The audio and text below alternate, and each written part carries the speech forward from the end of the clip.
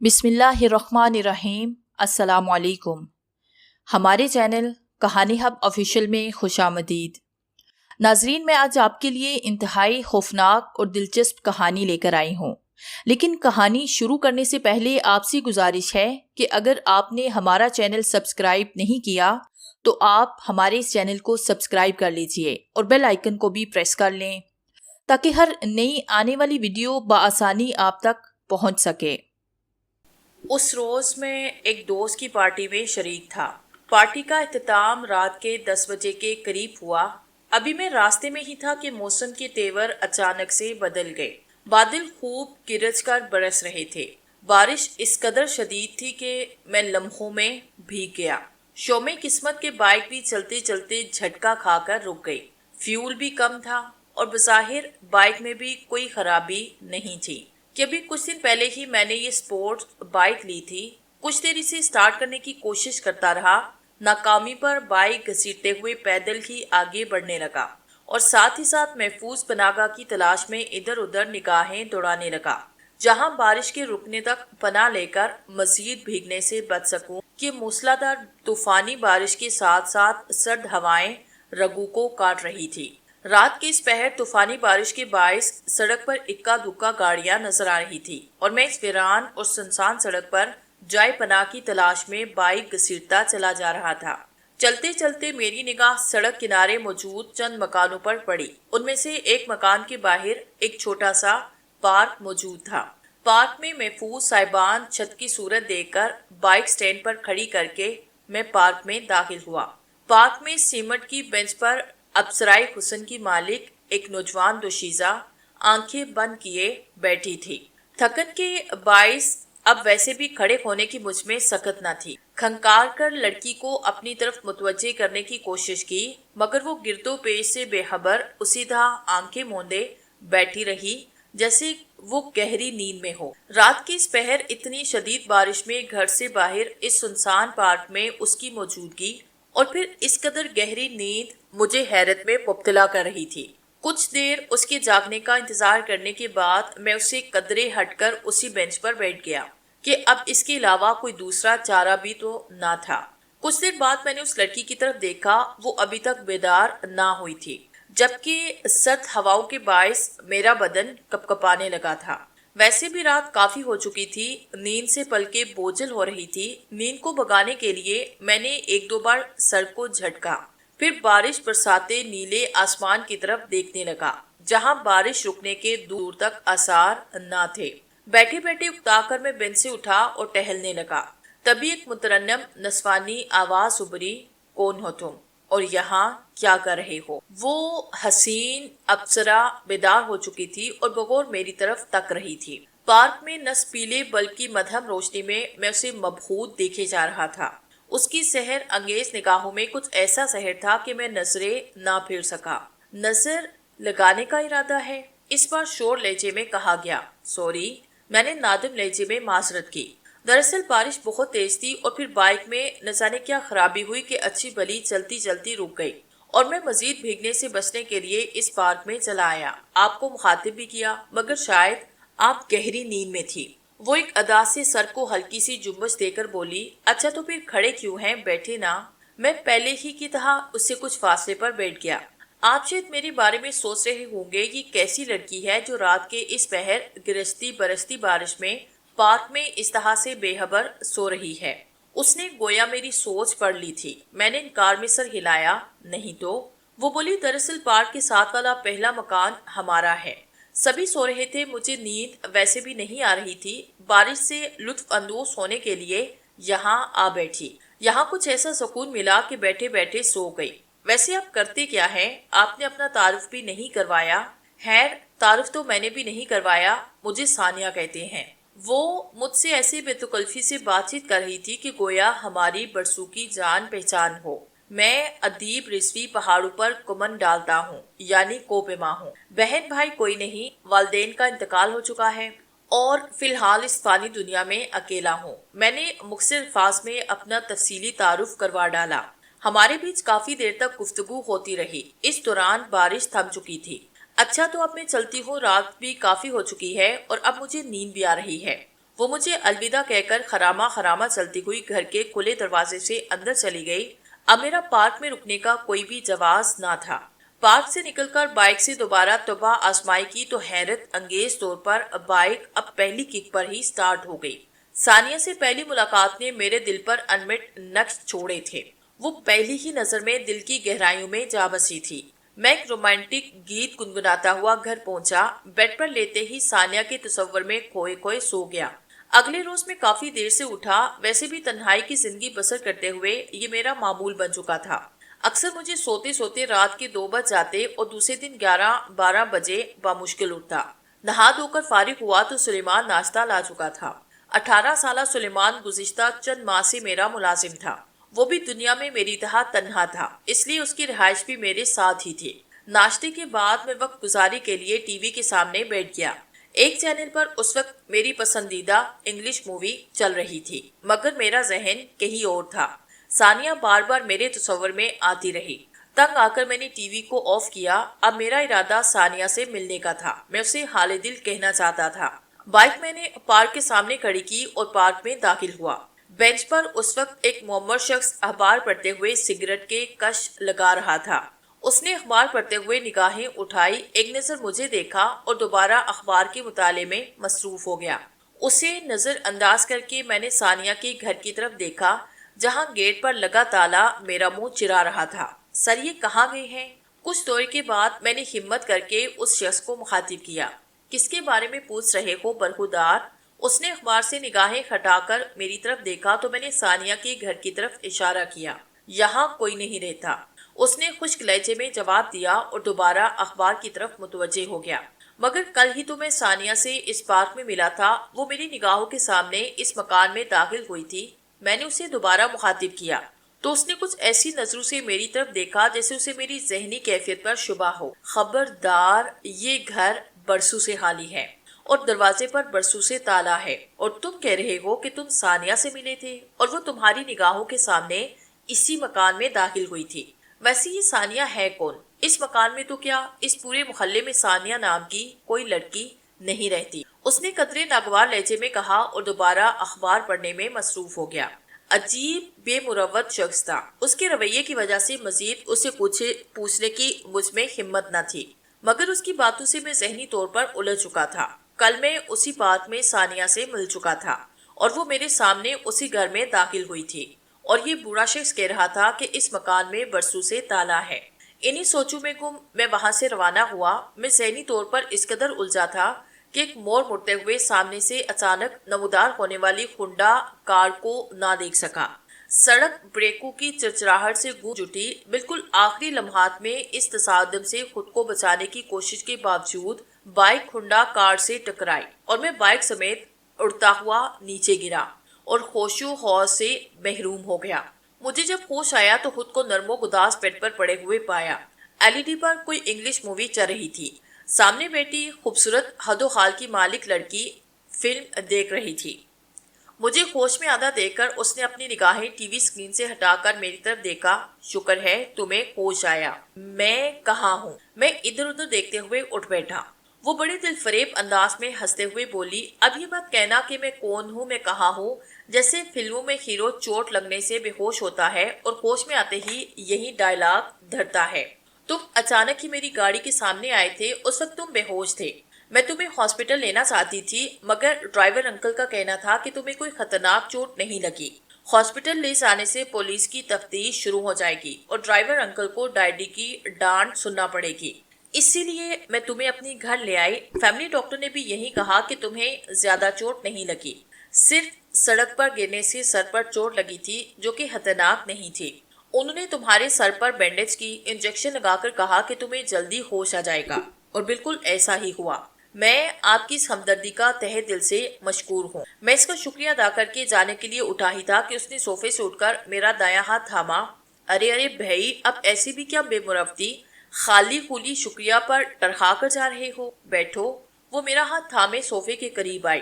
میں نے غیر محسوس انداز میں اس سے اپنا ہاتھ چھڑوایا اور ایک طرف ہو کر بیٹھ گیا۔ میرا نام صوفیہ ہے، اب تم اپنے بارے میں بتاؤ، کیا مشاغل ہیں تمہارے؟ وہ خاصی بے تکلفی سے مجھ سے مخاطب تھی اور پہلی ہی ملاقات میں تو تراک پر اتر آئی تھی۔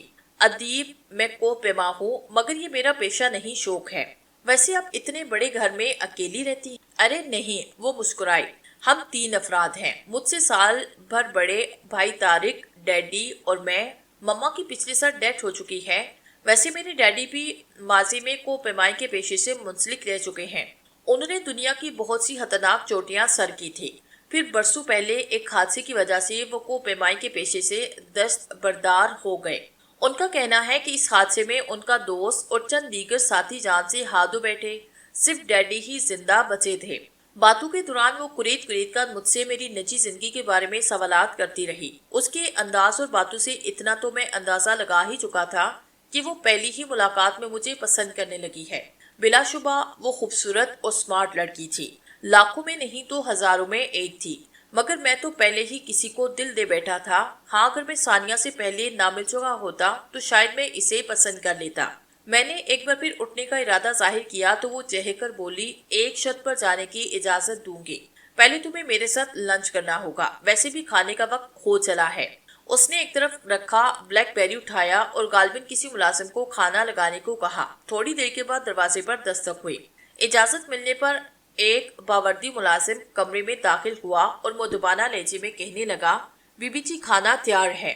صوفیہ کے ساتھ ڈرائنگ ہال میں داخل ہوتے ہی میری نگاہ سامنے کی دیوار پر آویزہ بڑے سے فریم میں موجود تصویر پر پڑی تو میں ششدر رہ گیا۔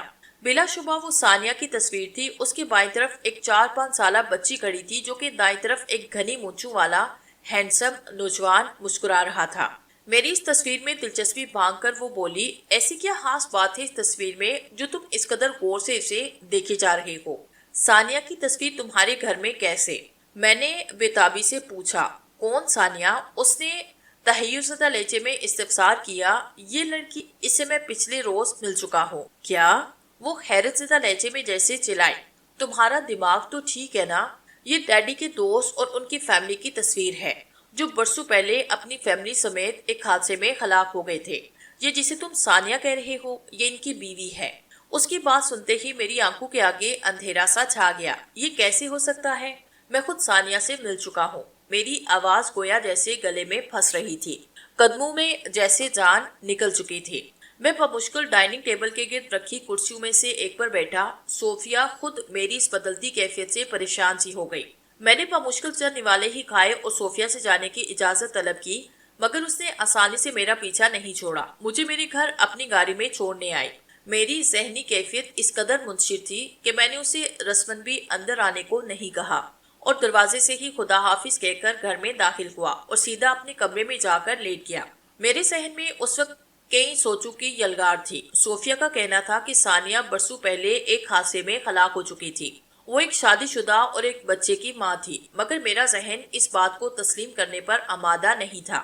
میں بذات خود نہ صرف ثانیہ سے مل چکا تھا بلکہ اس سے کافی دیر باتیں بھی کی تھی۔ کہیں سے بھی نہیں لگ رہا تھا کہ وہ جیتا جاگتا وجود نہیں، اور اگر صوفیہ کی بات سچ تھی تو وہ چند گھنٹے میں نے ایک روح کی سنگت میں گزارے تھے۔ میں اسی طرح بستر پر لیٹا سوچتا رہا۔ دن سے رات ہو گئی۔ اسی دوران سلیمان نے 2-3 بار کھانے اور چائے کا بھی پوچھا، مگر میں نے انکار کر دیا۔ کروٹیں بدلتے بدلتے نہ جانے کس وقت آنکھ لگی۔ صبح جاگا تو بدن بخار سے تپ رہا تھا۔ بخار کی شدت سے میں مدہوش سا ہو رہا تھا۔ نہ جانے کس وقت سلیمان نے صوفیہ کے آنے کی اطلاع دی۔ میں نے ادکھلی آنکھوں سے صوفیہ کو کمرے میں داخل ہوتے دیکھا اور پھر اپنے ہوش و حواس کھو بیٹھا۔ مجھے دوبارہ ہوش آیا تو ہاسپٹل کے بیڈ پر تھا۔ سٹینڈ پر لٹکی ڈرپ کے ذریعے قطرہ قطرہ محلول میری رگوں میں سرایت کر رہا تھا۔ قریب ہی نرس اور ڈاکٹر موجود تھے، جبکہ صوفیہ میرے سرہانے اداس سی صورت لیے موجود تھی۔ ہیلو ینگ مین، کیسے ہو؟ مجھے ہوش میں آتا دیکھ کر ڈاکٹر آگے بڑھا اور میرا معائنہ کرنے لگا۔ تھینک گاڈ کہ اب تمہارا بخار بہت کم ہے۔ جس وقت میں صوفیہ تمہیں یہاں لائی تمہارا بخار 103 سے اوپر جا رہا تھا۔ اگر یہ تمہیں بروقت ہاسپٹل نہ لاتی تو شاید، ڈاکٹر نے الفاظ ادھورے چھوڑے۔ میری نگاہیں صوفیہ کی طرف اٹھی اور وہ مسکرا اٹھی۔ ڈاکٹر میرا معائنہ کر کے نرس سمیت جا چکا تھا۔ کیا ماجرا ہے؟ تم جب بھی مجھ سے ملتے ہو بے ہوش ہو جاتے ہو، صوفیہ نے شوق لہجے میں کہا تو میں ہنس پڑا۔ وہ آگے بڑھی، اپنے نرم و گداز ہاتھوں میں میرا ہاتھ تھام کر میری آنکھوں میں جھانکتے ہوئے پوچھا، سچ بتاؤ یہ کیا چکر ہے؟ مجھے تو لگ رہا ہے اس روز اس تعویذ کو دیکھ کر تمہاری یہ حالت ہوئی۔ اور تم ڈیڈی کے دوست کی بیوی کو ثانیہ کہہ کر پکار رہے تھے۔ صوفیہ دور جدید کی ماڈرن لڑکی تھی، مگر اس کے لہجے میں خاص قسم کی اپنائیت تھی، اور پھر اس میں کوئی شک نہیں کہ دونوں بار اس نے خلوصِ دل سے میری مدد کی تھی۔ میں نے اس سے کچھ چھپانا بہتر نہ سمجھا اور بتایا کہ کس طرح میری اور ثانیہ کی پارک میں ملاقات ہوئی اور میں اسے دل دے بیٹھا۔ وہ دم بہت ہنستی رہی، پھر کہنے لگی، تمہاری طبیعت سنبھل جائے پھر جہاں وہ لڑکی تم سے ملی تھی وہاں جائیں گے اور کسی پڑوسی سے اس کے بارے میں پوچھیں گے۔ مجھے یقین ہے کہ حقیقت سامنے آ ہی جائے گی۔ میری طبیعت سنبھل چکی تھی۔ اسی روز مجھے ہاسپٹل سے ڈسچارج کیا گیا۔ صوفیہ نے اپنی گاڑی پر مجھے میرے گھر ڈراپ کیا اور سلیمان کو میرا خیال رکھنے کی تاکید کی اور صبح آنے کا کہہ کر چلی گئی۔ سلیمان نے مجھے ہلکی غذا کھانے کے بعد دوا پلائی اور میری ہدایت پر اے سی آن کر کے مجھے کمبل اڑایا اور کمرے سے چلا گیا۔ کچھ ہی دیر گزری تھی کہ پلکیں بوجھل ہونے لگی، شاید کوئی خواب آور دوا تھی۔ مجھے نیند آ رہی تھی، ابھی میری آنکھ ہی لگی تھی کہ کمرے کا دروازہ کھلنے کی آواز سنائی دی۔ میں نے آنکھیں کھولی، بلا شبہ وہ اپسرا ثانیہ تھی، جو موڑنے کی سی چال چلتی ہوئی میرے بستر کے قریب آئی اور پوچھا، کیسے ہو؟ میں نے خفگی سے نگاہیں پھیر لی۔ ناراض ہو؟ اس بار اس نے افسردہ لہجے میں کہا تو میں تڑپ گیا۔ تم سے ناراض کیسے ہو سکتا ہوں؟ سچ تو یہ ہے کہ میں پہلی ہی نظر میں تمہیں دیکھتے ہی دل دے بیٹھا اور دوسرے روز تم سے ملنے گیا تھا، مگر تمہارے گھر کے دروازے پر تالا تھا۔ تم کہاں چلی گئی تھی؟ میں نے شکوہ کنا لہجے میں استفسار کیا۔ وہ عجیب سے لہجے میں بولی، دور، یہاں سے بہت دور، برف پوش پہاڑوں کی وادی میں تم سے وہیں ملوں گی، اس نے کہا اور مڑ کر دروازے کی طرف چل دی۔ ثانیہ رکو، میں نے اسے پکارا۔ دروازے کے قریب پہنچ کر اس نے مڑ کر مجھے ایک نظر دیکھا اور چلی گئی۔ ثانیہ رکو، میں چلایا، اس کے ساتھ ہی میری آنکھ کھل گئی۔ میں نے اٹھ کر لائٹ آن کی تو حیرت سے اچھل پڑا۔ کمرے کا دروازہ کھلا ہوا تھا، جبکہ مجھے اچھی طرح یاد تھا سلیمان نے میرے کہنے پر باہر جانے سے پہلے دروازہ لاک کیا تھا۔ اس کا مطلب ہے میں نے خواب نہیں دیکھا، ثانیہ کمرے میں واقعی آئی تھی۔ کیا واقعی وہ جیتا جاگتا انسان نہیں بلکہ روح تھی؟ کیونکہ اس طرح ایک روح ہی کمرے میں آ اور جا سکتی ہے۔ میں نے سوچا اور ریڑھ کی ہڈی میں ایک سرد سی لہر سرایت کر گئی۔ یہ تصور ہی بڑا ہولناک تھا کہ میں ایک روح سے عشق کرنے لگا ہوں، مگر اس دل کا کیا کرتا جو جانتے بوجھتے ہوئے بھی ثانیہ ثانیہ کی گردان کرتے ہوئے کہہ رہا تھا کہ ثانیہ کوئی روح یا بھوت نہیں بلکہ جیتا جاگتا انسان ہے۔ مگر اس نے یہ کیوں کہا تھا کہ وہ یہاں سے بہت دور برف پوش پہاڑوں میں رہتی ہے؟ میں جتنا سوچتا اتنا ہی الجھتا۔ انہی سوچوں میں دوبارہ نیند کی دیوی مہربان ہو گئی۔ صبح ناشتے سے فارغ ہوا کہ صوفیہ آن دھمکی، چلو اٹھو ادیب صاحب، تیار ہو جاؤ۔ کہاں؟ میں نے حیرت سے استفسار کیا۔ ارے بھائی، اس روح کے بارے میں معلومات کرنی ہے جس کے تم عشق میں مبتلا ہو۔ اس کے لہجے میں شرارت پنہاں تھی۔ اور پھر میں نے ڈیڈی سے بھی تمہارا ذکر کیا تھا اور تصویر والی بات انہیں بتائی تو انہوں نے تم سے ملنے کا ارادہ ظاہر کیا۔ شام کے وقت تم ان سے بھی مل لینا، وہ خود ہی تمہیں بتائیں گے کہ برسوں پہلے ان کے دوست کی فیملی کے ساتھ کیا حادثہ پیش آیا تھا۔ میرا تو گھر سے نکلنے کا دل نہیں چاہ رہا تھا، مگر صوفیہ کی ضد کے آگے میری ایک نہ چلی۔ اب بتاؤ کہاں جانا ہے؟ میرے گاڑی میں بیٹھتے ہی اس نے پوچھا اور ایڈریس بتانے، پھر گاڑی تیز رفتاری سے آگے بڑھا دی۔ ثانیہ کے گھر کے دروازے پر بدسور تالا تھا۔ صوفیہ نے قریبی گھر کی بیل بجائی۔ کچھ دیر کے بعد دروازے کی طرف بڑھتے قدموں کی چاپ سنائی دی۔ دروازہ ایک ادھیر عمر خاتون نے کھولا اور سوالیہ نگاہوں سے ہماری طرف دیکھا۔ آنٹی، دراصل ہم آپ کے پڑوس والے گھر پر آئے تھے، مگر وہاں تو تالا ہے۔ صوفیہ نے سلام کرتے ہوئے مدعا بیان کر ڈالا۔ خاتون خانہ نے حیرت زدہ نگاہوں سے ہماری طرف دیکھا۔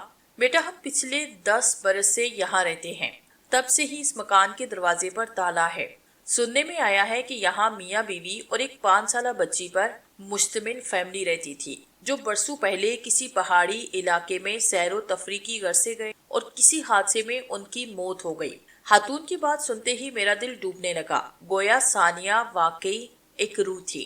صوفیہ نے مجھے مانی خیز نگاہوں سے دیکھا۔ اب وہاں مزید رکنا فضول تھا۔ ہم اس خاتون کا شکریہ ادا کر کے وہاں سے روانہ ہوئے۔ کہاں جا رہی ہو؟ میں نے گاڑی کو اپنے گھر کی بجائے دوسرے راستے پر جاتے دیکھ کر پوچھا۔ تمہیں اغوا کرنے کا ارادہ ہے، وہ کھلکھلا کر ہنسی۔ کچھ دیر کے بعد ہم ساحل سمندر کے ایک سنسان گوشے میں چہل قدمی کر رہے تھے۔ صوفیہ اصرار کر کے ساحل پر مجھے کافی آگے تک لے آئی تھی۔ ہم ساحل پر جس جگہ موجود تھے وہاں سمندر کی لہریں بار بار ہمیں بھگو رہی تھی۔ اس سے واقعی مجھے بہت سکون ملا۔ کچھ دیر کے لیے پریشان کن خیالات سے نجات ملی۔ ادیب میں تمہاری زندگی کا حصہ بننا چاہتی ہوں۔ صوفیہ نے میرا دایاں ہاتھ تھام کر بالکل اچانک ہی کہا تو میں ہکا بکا رہ گیا۔ اگرچہ میں پہلے ہی سمجھ گیا تھا کہ وہ مجھے پسند کرنے لگی، مگر اس طرح اچانک اظہار محبت غیر متوقع تھا۔ صوفیہ تم بہت اچھی ہو، یقیناً لاکھوں میں ایک ہو۔ صوفیہ میں دل کے ہاتھوں مجبور ہوں، اس بار میں پہلے ہی تمہیں بتا چکا ہوں، وہ قدرے تند لہجے میں بولی۔ اگر ثانیہ کا حقیقت میں کوئی وجود ہوتا تو میں خود اس کے راستے سے ہٹ جاتی، مگر ایک زندہ انسان اور روح کا ملاپ ناممکن ہے، اور سراب کی کوئی حقیقت نہیں ہوتی۔ ثانیہ ایک سراب ہے، اسے خواب سمجھ کر بھول جاؤ اور حقیقت کی دنیا میں رہو۔ میں تمہیں اپنی زندگی سے بڑھ کر پیار کرتی ہوں۔ اسی وقت ایک سرکش لہر تیز سے آئی۔ یہ لہر اتنی اونچی تھی کہ ہم بھیگنے کے ساتھ ساتھ ساحل پر گر گئے۔ صوفیہ جو کہ میرے قریب ہی کھڑی تھی، گرتے ہی مجھ سے لپٹ گئی۔ اس کے خود سے اس طرح لپٹنے سے میں خاص بھاگتا ہوا۔ اس کے آنچ دیتے گداز جسم کے لمسے میرے جسم میں چونٹیاں سی رینگنے لگی۔ یہ کیا حرکت ہے، چھوڑو مجھے، میں نے بکھلائے ہوئے لہجے میں کہا۔ چپ رہو، خاموش رہو، چپ چاپ لیٹے رہو۔ اس نے سرگوشی کی اور میرے اوپر لیٹ گئی۔ اسے خود سے الگ کرنے کی میری تمام تر کوششیں ناکام رہی۔ ایک تو اس نے میرے گرد اپنی مرمری باہوں کا شکنجہ کس رکھا تھا، اور پھر اس کی گستاخانہ شرارتوں نے میری اپنی حالت بھی غیر کر دی تھی۔ میرے گالوں پر بوسہ دیتے ہوئے اس نے اپنے جلتے بجھتے ہونٹ میرے لبوں میں پیوست کر دیے، تو مجھے بھی خود پر اختیار نہ رہا۔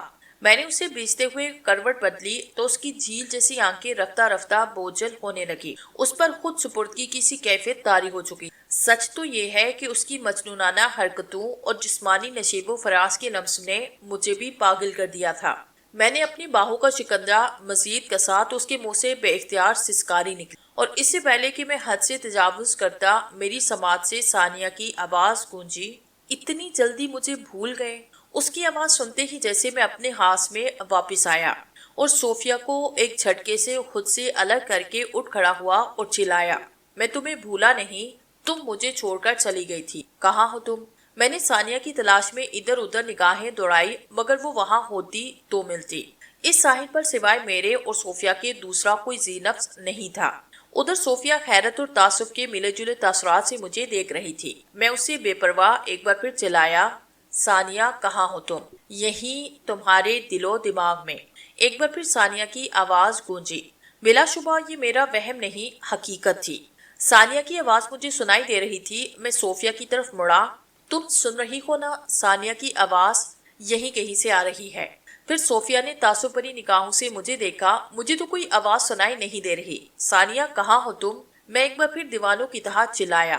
یہاں سے بہت دور برف پوش پہاڑوں میں۔ وہی آواز ایک بار پھر گونجی۔ سنا تم نے؟ ثانیہ نے کیا کہا؟ میں نے ایک بار صوفیہ سے کہا۔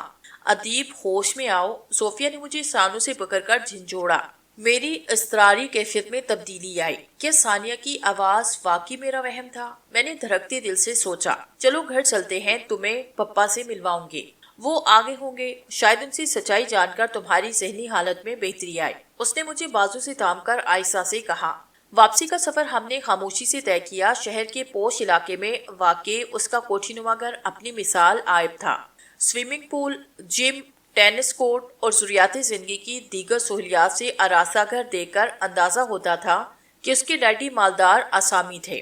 گھر پہنچتے ہی اس نے میرے منع کرنے کے باوجود ملازم کو کھانا لگانے کو کہا۔ ہم کھانا کھا کر ڈرائنگ روم میں بیٹھے ہی تھے کہ بیش قیمت 3 پیس سوٹ میں ملبوس بھاری جسامت والا شخص اندر داخل ہوا۔ مجھے دیکھ کر اس نے مسکراتے ہوئے مجھ سے مصافحہ کیا اور صوفے پر ٹانگ پہ ٹانگ رکھ کر بیٹھ گیا۔ تو تم ہو ادیب؟ ہے، تمہارا نام تو بہت سن رکھا ہے۔ تم نے دنیا کی بڑی خطرناک چوٹیاں سر کی ہیں۔ مجھے یقین نہیں آ رہا کہ تم جیسا شخص بھی وہمی اور توہم پرست ہو سکتا ہے۔ مجھے صوفیہ نے بتایا تھا کہ تم عدنان شاہ اور اس کی فیملی کی تصویر دیکھ کر چونکے تھے۔ کیا تم مجھے تفصیل سے بتا سکتے ہو تمہارے ساتھ کیا واقعہ پیش آیا؟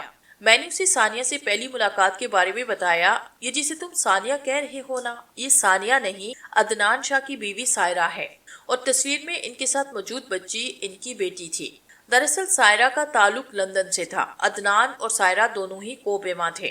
ایک مہم کے دوران دونوں میں دوستی ہوئی جو جلد ہی محبت میں بدل گئی۔ جینی نے عدنان کی محبت میں اسلام قبول کیا، یوں وہ جینی سے سائرہ کہلانے لگی۔ انہوں نے اپنی شادی شدہ زندگی کے 4 سال لندن میں گزارے، وہیں ان کی بیٹی پیدا ہوئی۔ بیٹی کی پیدائش کے 5-6 سال وہ فیملی سمیت پاکستان منتقل ہو گیا۔ سال بھر بعد ہی اس کی مجھ سے ملاقات ہوئی۔ ان دونوں میں اپنی ٹیم کے ساتھ بیانو گلیشیر کو کوہ پیمائی کی غرض سے جا رہا تھا۔ عدنان نے بھی جانے کی خواہش ظاہر کر دی، ویسے بھی شادی کے بعد وہ کسی بھی مہم پر نہیں گیا تھا۔ مجھے بھلا کیا اعتراض ہو سکتا تھا؟ مسئلہ تو تب پیدا ہوا جب سائرہ نے بھی ساتھ جانے کا ارادہ ظاہر کیا، وہ بھی اپنی 5 سالہ بیٹی کے ساتھ۔ خود عدنان اس کے لیے تیار نہیں تھا، مگر سائرہ کی ضد کے آگے اس کی ایک نہ چلی۔ اس غرض سے اس نے ایک خصوصی بیگ بھی تیار کروایا جس میں ایک 5 سالہ بچہ بآسانی سما سکے۔ کوہ پیمائی کے دوران وہ بچی عدنان کی پشت پر بندے بیگ میں ہوتی تھی۔ سائرہ جیسی بہادر کوہ پیما ماں کی بیٹی بھی اسی کی طرح حوصلہ مند اور نڈر تھی۔ وہ پہاڑوں پر چلنے کے دوران خوفزدہ ہونے کی بجائے اچھلتی کودتی اور کھیلتی رہی۔ بدقسمتی سے ایک دن ایک برفانی تودے کی زد میں آ کر عدنان، سائرہ اور اس کی 5 سالہ بیٹی سمیت میرے سب ساتھی مارے گئے۔ اس حادثے میں صرف میں ہی شدید زخمی حالت میں زندہ بچا، جو کسی نہ کسی طرح اپنی جان بچا کر نکل آیا۔ پھر میں نے کوہ پیمائی سے توبہ کر لی، مگر تمہاری ثانیہ والی کہانی سن کر مجھے عدنان یاد آیا۔ میں دوبارہ بیانو گلیشیر پر مہم جوئی کی غرض سے جانا چاہتا ہوں، جہاں میں نے عدنان کو کھویا تھا۔ کیا تم میرے ساتھ چلو گے؟ اس کی پیشکش پر میں نے حامی بھری، یہ سوچ کر کہ شاید اس مہم جوئی کے دوران میں ثانیہ کو دل سے بلانے میں کامیاب ہو جاؤں۔ ویسے بھی اس کا کوئی وجود تو نہیں تھا، پھر بلا ایک روح کو میں کہاں ڈھونڈتا۔ اس مہم میں مجھ سمیت 8 افراد کو جانا تھا: فرمان شاہ، اس کا بیٹا طارق خان، میں اور اس کے 5 ساتھی، جن سے اگلے چند روز بعد فرمان خان نے مجھے ملوایا: شاکر، شعیب، اکرم، راجو، دلاور۔ اس کے اگلے دن جب میں فرمان خان کے گھر اس سے محو گفتگو تھا، ہم اس مہم کے حوالے سے گفتگو کر رہے تھے کہ فرمان خان کے قریب بیٹھی صوفیہ بولی: ڈیڈی، میں بھی ساتھ جاؤں گی۔ فرمان خان کے لیے مشکل کھڑی ہو گئی۔ اس کا اعتراض تھا کہ صوفیہ اس خطرناک مہم پر نہ جائے تو ہی بہتر ہے، مگر صوفیہ نہ مانی۔ اس کا کہنا تھا کہ جب پچھلی مہم میں عدنان شاہ کی 5 سالہ بیٹی ساتھ جا سکتی ہے تو وہ کیوں نہیں جا سکتی، جبکہ اس نے کوہ پیمائی کی تربیت بھی لے رکھی ہے۔ اس روز مجھے پتا چلا کہ صوفیہ نے بھی کوہ پیمائی کی تربیت لے رکھی تھی۔ وہ فرمان خان کی چہیتی تھی، بھلا وہ کیسے اس کی بات ٹالتا۔ بلاخر اسے بھی ساتھ جانے کی اجازت ملی۔ یہ مجھ سمیت 9 افراد پر مشتمل قافلہ تھا۔ ہم بیانو گلیشیر کے بلند و بالا برفانی پہاڑ کی کافی بلندی پر پہنچ چکے تھے۔ یہاں تک پہنچنے میں ہمیں معمول سے زیادہ وقت لگا تھا۔ اس تاخیر کا سبب صوفیہ کی ناتجربے کاری تھی۔ اسے درمیان میں رکنا پڑ رہا تھا کہ کہیں کوئی حادثہ پیش نہ آ جائے۔ ویسے فرمان خان اور طارق کے علاوہ ان کے دیگر 5 ساتھی بھی مجھے ناتجربے کار اور کوہ پیمائی میں نوارت ہی لگ رہے تھے۔ اکثر کسی مشکل چٹان پر راستہ بنانے کے لیے کیل گاڑتے ہوئے مجھے ہی آگے جانا پڑ رہا تھا۔ اس روز شام ہوتے ہی سرد ہواؤں کا سلسلہ بڑھ گیا اور پھر سب تھک چکے تھے، خاص کر صوفیہ تو تھکن سے نڈھال تھی۔ مناسب جگہ دیکھ کر خیمہ گاڑ دیے گئے۔ یہ چھوٹے سائز کے مگر خصوصی طور پر تیار کردہ خیمے تھے، جن پر سرد ہوائیں زیادہ اثر انداز نہیں ہوئی تھی۔ اس کے باوجود رات کا اندھیرا بڑھتے ہی سردی کی شدت بڑھنے لگی۔ آدھی رات کے قریب فائر کی ہولناک آواز سن کر میں جاگ گیا۔ میں صورتحال کا جائزہ لینے کے لیے خیمے سے نکلا ہی تھا کہ ایک بار پھر گولی چلی۔ اس بار میں سمت کا تعین کرنے میں کامیاب ہو چکا تھا۔ گولیاں چلنے کی آواز فرمان خان کے خیمے کی طرف سے آ رہی تھی۔ میں خیمے سے باہر نکلا، دیگر افراد بھی اپنے خیموں سے نکل کر فرمان خان کی طرف دوڑے۔ ہاتھ میں رائفل تھامے فرمان خان نے ایک طرف پھر فائر داغا۔ طارق خان اور صوفیہ بھی اپنے خیموں سے نکل کر باپ کے پاس پہنچ چکے تھے۔ طارق خان ورزی جسم کا حامل 30 سالہ نوجوان تھا اور خاصی گرم مزاج شخص تھا۔ پپا، کیا ہوا؟ کس نے آپ پہ حملہ کیا؟ اس نے ہولسٹر میں عرصہ پسٹل نکال کر لہراتے ہوئے کہا۔ اس مہم کے دوران ان کے پاس اسلحے کی موجودگی میرے لیے باعث تشویش تھی، جس کا اظہار میں نے فرمان خان سے کیا تھا، مگر اس کا کہنا تھا کہ یہ اپنی حفاظت کے لیے ہے۔ فرمان خان کوئی جواب دیے بغیر ٹارچ کی روشنی زمین پر ڈالتے ہوئے آگے بڑھا تو مجبوراً دوسروں نے بھی اس کی تقلید کی۔ ٹارچ کی روشنی میں صاف دکھائی دے رہا تھا کہ یہ کسی درندے کے پاؤں کے نشانات ہیں، جبکہ فرمان خان کے خیمے کے باہر انسانی قدموں کے نشان تھے جو کہ ننگے پاؤں تھا۔ کافی آگے جا کر شاکر نے دبے لہجے میں اسے آگے جانے سے منع کیا۔ خان صاحب، رات بہت ہو چکی ہے، یہ خطرناک علاقہ ہے۔ جگہ جگہ سینکڑوں فٹ گہری کھائیاں ہیں اور پھر درندے کے نشانات صاف ظاہر کر رہے ہیں کہ ہمارے آس پاس خطرہ ہے۔ اس کا مشورہ بالکل درست تھا۔ ہم ہیمو کی طرف واپس لوٹ آئے۔ فرمان خان نے بتایا کہ وہ گہری نیند میں تھا کہ کھٹکی کی آواز سن کر میری آنکھ کھلی۔ میرے للکارنے پر وہ خیمے سے نکل کر بھاگی۔ میں پس سے ہی اسے دیکھ پایا۔ مردانہ لباس میں ملبوس، لمبے لمبے سنہری بال اور دونوں ہاتھوں کے درانتی کی طرح لمبے ناخن، لڑکی کا حلیہ بتاتے ہوئے اس نے خوف سے جھرجھری لی۔ وہ چھلاوے کی طرح خیمے سے باہر نکلی۔ میں رائفل لے کر باہر پہنچا تو ایک ریچھ دائیں سے بھاگ رہا تھا۔ حیرت کی بات یہ تھی کہ اس جسیم ریچھ پر وہ لڑکی بیٹھی تھی۔ میں نے گولیاں بھی چلائی مگر افسوس وہ ہدف پر نہ لگی۔ ہم سب کے لیے اس برفانی پہاڑ کی اس بلندی پر کسی ریچھ کی موجودگی حیران کن تھی، اور پھر سوچنے کی بات یہ تھی کہ وہ درانتی نما لمبے ناخنوں والی عورت کون تھی؟ چڑیل یا اس قسم کی کوئی دوسری مخلوق؟ فرمان خان کا خیمہ ایک طرف سے چیرا ہوا تھا۔ خیمے سے کھانے کے سیل بند ڈبے اور ان کے کپڑوں کا بیگ بھی غائب تھا۔ طارق خان بار بار پسٹل لہرا کر اس چڑیل نما عورت اور ریچھ کی شان میں نازیبا القاب ادا کرتے ہوئے انہیں جہنم رسید کرنے کا ارادہ ظاہر کرتا رہا۔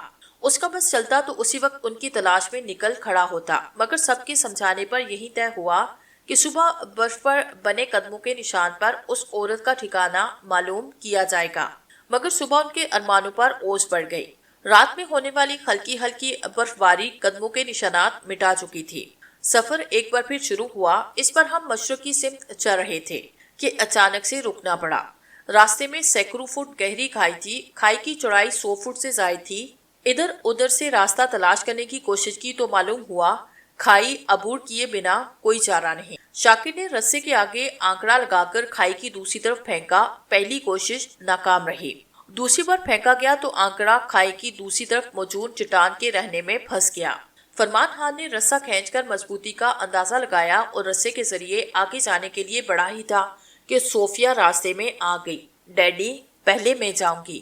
مگر فرمان خان نے اعتراض کرنا چاہا تو صوفیہ نے باپ کی بات بیچ میں کاٹ دی۔ یہ میرے لیے کوئی مشکل نہیں، آپ خود بھی جانتے ہیں میں تربیت حاصل کر چکی ہوں۔ فرمان خان مطمئن ہو کر پیچھے ہٹ گیا۔ صوفیہ واقعی مہارت کا مظاہرہ کرتے ہوئے رسے پر پھسلتی ہوئی خندق عبور کر رہی تھی۔ ابھی وہ درمیان میں تھی کہ خندق کی دوسری طرف چٹان کے قریب کسی کا سر ابھرا۔ مجھ سمیت سب نے دیکھا وہ چٹان کی آڑ میں چھپی مردانہ لباس میں ملبوس کوئی لڑکی تھی۔ ایک تو فاصلہ بہت زیادہ تھا اور پھر سر کے گھنے لمبے بال اس کے چہرے کے آگے آئے ہوئے تھے، اور پھر وہ آنکڑے کے ساتھ بنی رسی سے برسر بیکار تھے، اس لیے بھی اس کا چہرہ دیکھنے میں نہیں آ رہا تھا۔ طارق خان نے اسے للکارتے ہوئے کھوسلر سے پسٹل نکالا، مگر اب دیر ہو چکی تھی، وہ اپنا کام کر چکی تھی۔ آنکڑا رسی سمیت رہنے سے نکل گیا۔ صوفیہ دلدوز انداز میں چیختی ہوئی سینکڑوں فٹ گہری کھائی میں گرتی چلی گئی۔ طارق خان نے گالی بکتے ہوئے گولی چلائی، مگر تب تک وہ لڑکی چٹان کی آڑ سے غائب ہو چکی تھی۔ صوفیہ، فرحان خان نے جھک کر رسا پھینکتے ہوئے بیٹی کو پکارا، مگر لگتا تھا کہ رسے کے سرے پر موجود آنکڑا کھائی میں کسی جگہ پھنس چکا ہے، اسی لیے کھینچا نہیں جا رہا۔ سب نے مل کر رسا کھینچنے کی کوشش کی مگر ناکام رہے۔ اتنا تو بہرحال سبھی اپنے ذہن میں سوچ چکے تھے کہ صوفیہ کا زندہ بچنا محال تھا، مگر وہ کیا کہتے ہیں، امید پر دنیا قائم ہے۔ فرمان خان کا ارادہ رسی کے ذریعے کھائی میں اتر کر بیٹی کو تلاش کرنے کا تھا۔ خود تو شاید اس کام کی اس میں ہمت نہ تھی کہ شاید عمر کا بھی تقاضا تھا، کم از کم وہ 50 برس سے اوپر ہی تھا۔ یہ اور بات تھی کہ مالی آسودگی اور اچھی صحت کی بدولت 50 سے کم کا دکھتا تھا۔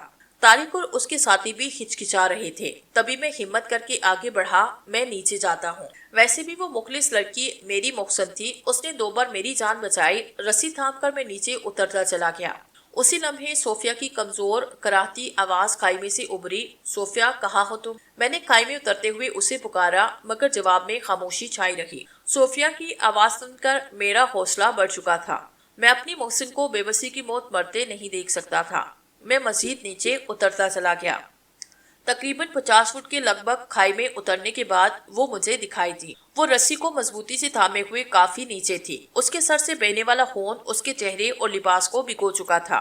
بلا شبہ وہ ایک بہادر اور باہمت لڑکی تھی۔ یقیناً اس نے کھائی میں گرتے وقت ہاتھ نہیں کھوئے تھے اور گرتے وقت کھائی کی دیوار سے ٹکرائی تھی جس سے سر اور جسم پر چوٹیں لگی ہوں۔ صوفیہ، اوپر آنے کی کوشش کرو، میں وہیں سے چلایا۔ یہ بہت مشکل ہے، اس نے بے چارگی سے جواب دیا۔ پھر میں نے غور سے دیکھا تو اس کا سبب بھی سمجھ میں آ گیا۔ کھائی کی دیوار کے ساتھ اگی بڑی سی خورد کانٹے دار جھاڑی کے ساتھ اس کا لباس اور وہ خود بھی پھنسی ہوئی تھی۔ یقیناً یہی کانٹے دار جھاڑی اس کی جان بچانے کا سبب بنی تھی اور یہی اس وقت اس کے لیے مشکل بنی ہوئی تھی۔ اسی جھاڑی کی جڑ کے پاس رسے کا آنکڑا بھی پھنسا ہوا تھا۔ اوکے، حوصلہ رکھو، میں آتا ہوں، میں نے آواز لگائی اور رسے کے ساتھ پھسلتا ہوا اس کے قریب پہنچا۔ کچھ ہی دیر میں اسے کانٹے دار جھاڑی سے آزاد کروا چکا تھا۔ اب باری تھی جھاڑی کے ساتھ پھنسے آنکڑے کی، تو میں رسی پر پھسلتا ہوا آنکڑے کے قریب جا پہنچا۔ آنکڑا کانٹے دار جھاڑی کی جڑ میں بری طرح پھنسا ہوا تھا۔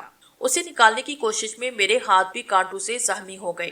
بہرحال میں اپنی اس کوشش میں کامیاب رہا، مگر دوبارہ صوفیہ کے قریب پہنچا۔ وہ اس قابل نہیں تھی کہ رسی کے ذریعے خود اوپر چڑھتی۔ مجھے مضبوطی سے تھام لو، میں نے صوفیہ سے کہا۔ وہ مجھے تھامنے کی بجائے تقریباً لپٹ گئی۔ اس کے پرشباب جسم کے نشیب و فراز کا بھرپور لمس محسوس کرتے ہی میرا دل تیزی سے دھڑکنے لگا اور اوپر جانے کی رفتار کم ہونے لگی۔ بہرحال ہمت کر کے آگے بڑھتا رہا۔ کافی اوپر جا کر میں نے فرمان خان کو آواز لگائی، جس کا خطرہ اثر ہوا۔ رسا اوپر کھینچا جانے لگا۔ تھینک گاڈ تم ٹھیک ہو، فرمان خان بیٹی کی طرف دیکھ کر بولا۔ فرسٹ ایڈ کا سامان موجود تھا۔ صوفیہ کے سر کے زخم پر بینڈیج کر دی گئی۔ طارق خان اس واقعے سے بہت برہم تھا اور گرجتے برستے ہوئے کہہ رہا تھا، آخر یہ برفانی چڑیل ہے کون اور ہم سے چاہتی کیا ہے؟ خیمے میں چوری اور پھر صوفیہ کی جان لینا چاہتی تھی۔ اس کی ان باتوں کا جواب کسی کے پاس نہیں تھا۔ ویسے اس کے خلیے کی مناسبت سے اس لڑکی کے لیے برفانی چڑیل کا خطاب درست ہی لگا۔ بلا اس برفانی پہاڑ میں عام لباس میں بغیر کسی احتیاطی تدابیر کے کون انسان کیسے زندگی بسر کر سکتا تھا؟ صوفیہ کو جان سے مارنے کی کوشش کے بعد سب چوکنے ہو چکے تھے۔ طے یہ پایا کہ پڑاؤ کی صورت میں سب باری باری پہرا دیں گے۔ ویسے بھی ہم نے ایک آدھا دن یہی رہنے کا سوچا تھا کہ فی الحال صوفیہ کی حالت بہتر نہ تھی۔ ایک مناسب مقام پر خیمے گاڑ دیے گئے۔ دوسرے دن ہم سب رسے کے ذریعے کھائی عبور کر کے دوسری طرف پہنچ گئے۔ صوفیہ کا حوصلہ قابل دید تھا۔ وہ گزشتہ روز پیش آنے والے حادثے سے ذرا برابر خوفزدہ نہیں تھی اور بڑے اطمینان سے اس نے بھی رسے کے ذریعے کھائی عبور کی۔ یہاں کافی بلند چٹان تھی جس پر چڑھنے میں پورا دن ضائع ہو گیا۔ اس دن ہوا بھی تیز تھی، اس لیے جلد ہی پڑاؤ کا فیصلہ کیا گیا۔ پڑاؤ کے دوران رات کو شاکر اور طارق خان ہموں کی پہرے داری پر تھے کہ اچانک شور شرابے اور چیخو پکار کی آواز سن کر میری آنکھ کھل گئی۔ کوئی شخص کربناک انداز میں اس طرح چیخ رہا تھا کہ جیسے جان کنی کے عذاب میں مبتلا ہو۔ میں دوڑتا ہوا خیمے سے باہر نکلا۔ ہاتھ میں موجود ٹارچ کی روشنی میں نے بڑا خوفناک منظر دیکھا۔ شاکر زمین پر لہو لہان پڑا تڑپ رہا تھا۔ اس کے چہرے پر خراشوں کے گہرے نشان تھے۔ قریب ہی طارق خان رائفل ہاتھ میں تھامے پریشان صورت لیے کھڑا تھا۔ اس کے قریب ہی مردانہ لباس میں ملبوس وہ برفانی چڑیل اوندے منہ بے حس و حرکت پڑی تھی۔ اس کے لمبے اور گھنے بالوں اور مردانہ لباس میں اندازہ لگا چکا تھا کہ یہ وہی لڑکی ہے جس نے خیمے سے چوری کی تھی اور صوفیہ کو جان سے مارنے کی کوشش کی تھی۔ سب سے حیران کن اور ہولناک بات اس لڑکی کے درانتی نما ناخن تھے۔ اس وقت ان ناخنوں میں انسانی لہو صاف دکھائی دے رہا تھا، جو یقیناً شاکر کا تھا۔ فرمان خان، صوفیہ اور دیگر افراد بھی خیموں سے باہر آ چکے تھے۔ یہ سب کیسے ہوا؟ فرمان خان نے سرسراتے لہجے میں بیسے سے استفسار کیا۔ اس نے بتایا، ہم پہرے پر تھے۔ ذرا سی دیر کے لیے میں اونگنے لگا کہ شاکر کے للکارنے کی آواز سنائی دی۔ میں نے دیکھا یہ برفانی چڑیل آپ کے خیمے کی طرف بڑھ رہی تھی۔ اسی اسنا میں شاکر اس سے گتھم گتھا ہو چکا تھا۔ اس سے پہلے میں کچھ کرتا، برفانی چڑیل نے لمحوں میں اپنے لمبے لمبے ناخنوں سے شاکر کا گلا گھونٹ دیا۔ میں نے عقب سے رائفل سے بھرپور اس کے سر پہ وار کیا۔ اب پتہ نہیں یہ زندہ ہے یا مر چکی۔ فرمان خان نے آگے بڑھ کر برفانی چڑیل کو سیدھا کر کے اس کے چہرے پر ٹارچ کی روشنی ڈالی۔ اس کے چہرے پر نظر پڑتے ہی مجھ پر حیرتوں کے بہار ٹوٹ پڑے۔ میرے فہم و گمان میں بھی نہیں تھا کہ اس سے اس جگہ اور ایسی حالت میں سامنا ہوگا۔ وہ کوئی اور نہیں، ثانیہ تھی، جس سے میں پارک میں ملا تھا۔ صوفیہ کا کہنا تھا کہ وہ سائرہ کی روح ہے۔ فرمان خان نے میری کہانی سن کر مجھے وہمی اور توہم پرست کہا تھا۔ خود اس کے چہرے پر بھی اس وقت حیرت کے تاثرات نمایاں تھے۔ ناممکن، یہ تو ہو سائرہ ہے، جبکہ وہ سب میری نگاہوں کے سامنے مرے تھے۔ فرمان خان نے کہتے ہوئے اس کے ہاتھوں کی نبض چیک کی۔ یہ زندہ ہے۔ میں بے قراری سے آگے بڑھا۔ یہ ثانیہ ہے، میری ثانیہ۔ میں نے اس کے گالوں کو تھپتھپاتے ہوئے اسے ہوش میں لانا چاہا۔ پھر طارق خان آگے بڑھا، بازو سے تھام کر ایک طرف دھکیلا۔ تم پاگل تو نہیں؟ نہ تو یہ انسان ہے اور نہ یہ روح، یہ چڑیل ہے۔ تم دیکھتے نہیں اس نے کتنی بے رحمی سے شاکر کو موت کے گھاٹ اتارا، اور پھر ڈیڈی نے خود اسے خیمے سے چوری کر کے ایک جسیم ریچھ پر سوار ہو کر فرار ہوتے دیکھا، اور اسی وجہ سے صوفیہ اس دن کھائی میں گری تھی۔ میں خود اسے اپنے ہاتھوں سے ماروں گا۔ طارق خان کا غصہ بڑھتا جا رہا تھا۔ بکتے ہو تم، اگر تم نے اسے ہاتھ بھی لگایا تو میں تمہیں زندہ نہیں چھوڑوں گا۔ اس سے پہلے کہ ہم آپس میں لڑ پڑتے، فرمان خان نے بیچ میں مداخلت کی۔ خاموش رہو، تم دونوں ایک انجان لڑکی کی خاطر آپس میں لڑ رہے ہو۔ یہ لڑکی شاکر کی قاتل ہے، اسے صوفیہ کے خیمے میں باندھ کر ڈال دو۔ اسے کیا کرنا ہے اس کا فیصلہ صبح کریں گے، اور طارق خان تم صبح سے پہلے اس چڑیل کے خیمے کی طرف جاؤ گے بھی نہیں۔ اس نے بیٹے کو تنبیہ کیا۔ لڑکی کے ہاتھ اور پاؤں باندھ کر خیمے میں ڈال دیا گیا، جبکہ شاکر کو وہی برفانی میدان میں دفنا دیا گیا۔ اس سب سے فارغ ہو کر فرمان خان مجھ سے مخاطب ہوا، ادیب تم میرے خیمے کی طرف چلو، ضروری بات کرنی ہے۔ میں اس کے ساتھ خیمے میں داخل ہوا۔ اس نے مجھے ایک طرف بیٹھنے کو کہا اور خود میرے سامنے بیٹھ گیا۔ دیکھو ادیب، تم مجھے اچھے خاصے پڑھے لکھے اور باشعور انسان لگتے ہو۔ تم نے مجھے سائرہ کی تصویر دیکھ کر جو ثانیہ کی کہانی سنائی، اسے تو یہی لگتا تھا کہ وہ سائرہ کی روح تھی، جس کا کوئی جسمانی وجود نہیں ہوتا، جبکہ یہ لڑکی جیتا جاگتا وجود ہے۔ اور پھر اس کا خلیہ دیکھو، یہ جنگلی لڑکی انسانی تہذیب سے بھی آشنا نہیں لگتی۔ اس کے درانتی کی طرح لمبے ناخن، اور پھر شاکر کو اس بے رحمی سے مارنا، اور پھر دیکھو یہ آم سے کپڑوں میں بغیر کسی احتیاطی تدابیر کے اس برفانی پہاڑ میں تنہا رہتی ہے۔ اور پھر میں نے خود اسے اس جسیم ریچھ پر سوار دیکھا تھا۔ یہ تو مجھے کوئی عجوبہ لگتی ہے۔ وہ نہ جانے مجھے کون سے سہانے سپنے دکھا رہا تھا، جسے میں بے دلی سے سن رہا تھا۔ دونوں باپ بیٹا عجیب تھے۔ بیٹا اس کی جان کا دشمن تھا، جبکہ باپ شہرت کے لیے اس کا تماشا بنانا چاہتا تھا۔ وہ ثانیہ تھی یا اس کی ہمشکل، وہ جو بھی تھی مجھے عزیز تھی۔ نہ تو میں چاہتا تھا کہ اسے کوئی جانے نقصان پہنچے، اور نہ ہی میں اسے تماشا بنانا چاہتا تھا۔ ہماری باتوں کے دوران طارق خان ٹرے میں چائے کے 2 کپ لیے داخل ہوا۔ مجھے حیرت ہوئی، شاید وہ میرے چہرے سے حیرانگی کے تاثرات باندھ چکا تھا۔ وضاحت کرنے لگا، میرا دل چائے پینے کو چاہ رہا تھا۔ میں نے سوچا اس واقعے سے میری طرح دوسرے بھی ذہنی طور پر پریشان ہوں گے، اس لیے سب کے لیے چائے بناؤں۔ وہ چائے دے کر چلا گیا۔ میں نے صرف ایک گھونٹ پیا۔ چائے کا ذائقہ عجیب قسم کا تھا، اس لیے کپ ایک طرف رکھا، جبکہ فرمان خان نے باتوں کے دوران پورا کپ خالی کر کے ایک طرف رکھ دیا۔ اچانک مجھے اپنا سر بھاری سا لگنے لگا، پلکیں بوجھل ہونے لگی۔ میں نے اٹھنا چاہا، مگر اپنے ارادے میں ناکام رہا۔ وہ کوئی گھنا جنگل تھا۔ ثانیہ ننگے پاؤں ایک طرف دوڑ رہی تھی۔ ان کے حکم میں ایک ہونہار بلڈاگ بھونکتے ہوئے بھاگ رہا تھا۔ وہ بھاگتے ہوئے بار بار پلٹ کر اس ہونہار کتے کو دیکھتی، جو لمحہ بلمحہ اس کے قریب ہوتا جا رہا تھا۔ وہ چلا چلا کر مجھے بار بار مدد کے لیے پکار رہی تھی۔ اسی پل ہونہار کتے نے جس لگا کر ثانیہ کو گرایا۔ قریب تھا کہ وہ بلڈاگ ثانیہ کی شارک میں دانت پیوست کرتا۔ میں چلایا، ثانیہ، اس کے ساتھ ہی میری آنکھ کھل گئی۔ گویا یہ خواب تھا، مگر بڑا بھیانک خواب تھا۔ فرمان خان اسی طرح خیمے میں بے ہوش پڑا تھا۔ قریب ہی چائے کے کپ تھے۔ ہوش میں آنے کے بعد سے میرا سر درد سے پھٹا جا رہا تھا۔ اتنا تو میں سمجھ چکا تھا کہ طارق خان نے چالاکی سے چائے میں بے ہوشی کی دوا ملائی، اور یقیناً اس نے یہ چائے سبھی کو پلائی ہوگی، اور سبھی بے ہوش ہوں گے۔ میرے جلدی ہوش میں آنے کی وجہ غالباً یہی تھی کہ میں نے چائے کا صرف ایک گھونٹ بھرا تھا، مگر اسے یہ سب کرنے کی کیا ضرورت، یہ مجھے سمجھ نہیں آ رہا تھا۔ پھر میرے ذہن میں خیال آیا، کہیں وہ اس برفانی چڑیل کو نقصان نہیں پہنچا دے۔ وہ اگر حقیقت میں ثانیہ نہیں تھی تو ہو بہو ثانیہ کی طرح تھی۔ یہ خیال آتے ہی میں تیزی سے صوفیہ کے خیمے کی طرف لپکا۔ صوفیہ بھی ایک طرف بے ہوش پڑی تھی، جبکہ وہ شیطان اس برفانی لڑکی پر حاوی ہونے کی کوشش کر رہا تھا۔ وہ خاتمہ بندے ہونے کے باوجود بھرپور مزاحمت کر رہی تھی۔ میں نے طارق خان کو کالر سے پکڑ کر گھسیٹتے ہوئے ایک طرف پھینکا، اس برفانی لڑکی کی طرف دیکھا۔ اس کی آنکھوں میں عجیب وحشت ناک چمک تھی، وہ کسی درندے کی طرح گرا رہی تھی۔ اسی لمحے طارق خان اٹھ کر بپرے ہوئے سانڈ کی طرح مجھ پہ حملہ آور ہوا۔ اس کے ہتھکوڑے جیسے ہاتھوں کی لاتعداد ضربیں مجھے اپنے جسم پر سہنا پڑی۔ سفری جذبات کی ناکامی نے اسے مشتعل کر دیا۔ میں نے پیچھے ہٹتے ہوئے اس کی دونوں ٹانگوں کے بیچ اسٹریٹ کک رسید کی۔ مارشل آرٹ قوانین کے تحت یقیناً فاؤل تھا، مگر یہ زندگی کی بقا کی جنگ تھی، جس میں میری شکست مجھے موت سے ہمکنار کر سکتی تھی۔ وہ او کی آواز نکالتا ہوا رکوع کے بل جھکا۔ میں نے فضا میں اچھل کر داہنی کوہنی کی ضرب اس کی پیٹھ پر رسید کی تو وہ زمین بوس ہو گیا۔ میں نے اسے اپنے پاؤں کی ٹھوکروں پہ رکھا۔ غصے میں مجھے یہ بھی نہ پتا چلا کہ میں اس کے جسم کے کس حصے پر ٹھوکریں رسید کر رہا ہوں۔ یہی میری غلطی تھی۔ غصہ عقل کا دشمن ہے۔ اکثر کسی بھی فائٹ کے دوران یہی غصہ فائٹر کی شکست کا سبب بنتا ہے۔ میرے ساتھ بھی کچھ ایسا ہی ہوا۔ مجھے کچھ پتہ نہ چلا کہ کب طارق خان نے میری داہنی ٹانگ پر گرفت مضبوط کرتے ہوئے انتہائی بے رحمی سے موڑ کر جھٹکے سے کھینچا اور میں پہلو کے بار نیچے گر پڑا۔ طارق خان کھڑا ہو چکا تھا اور میری داہنی ٹانگ اس کی گرفت میں تھی۔ اس نے اپنا بایاں پاؤں میرے گھٹنے کے جوڑ پہ رکھا اور میری ٹانگ موڑتے ہوئے زور دینے لگا۔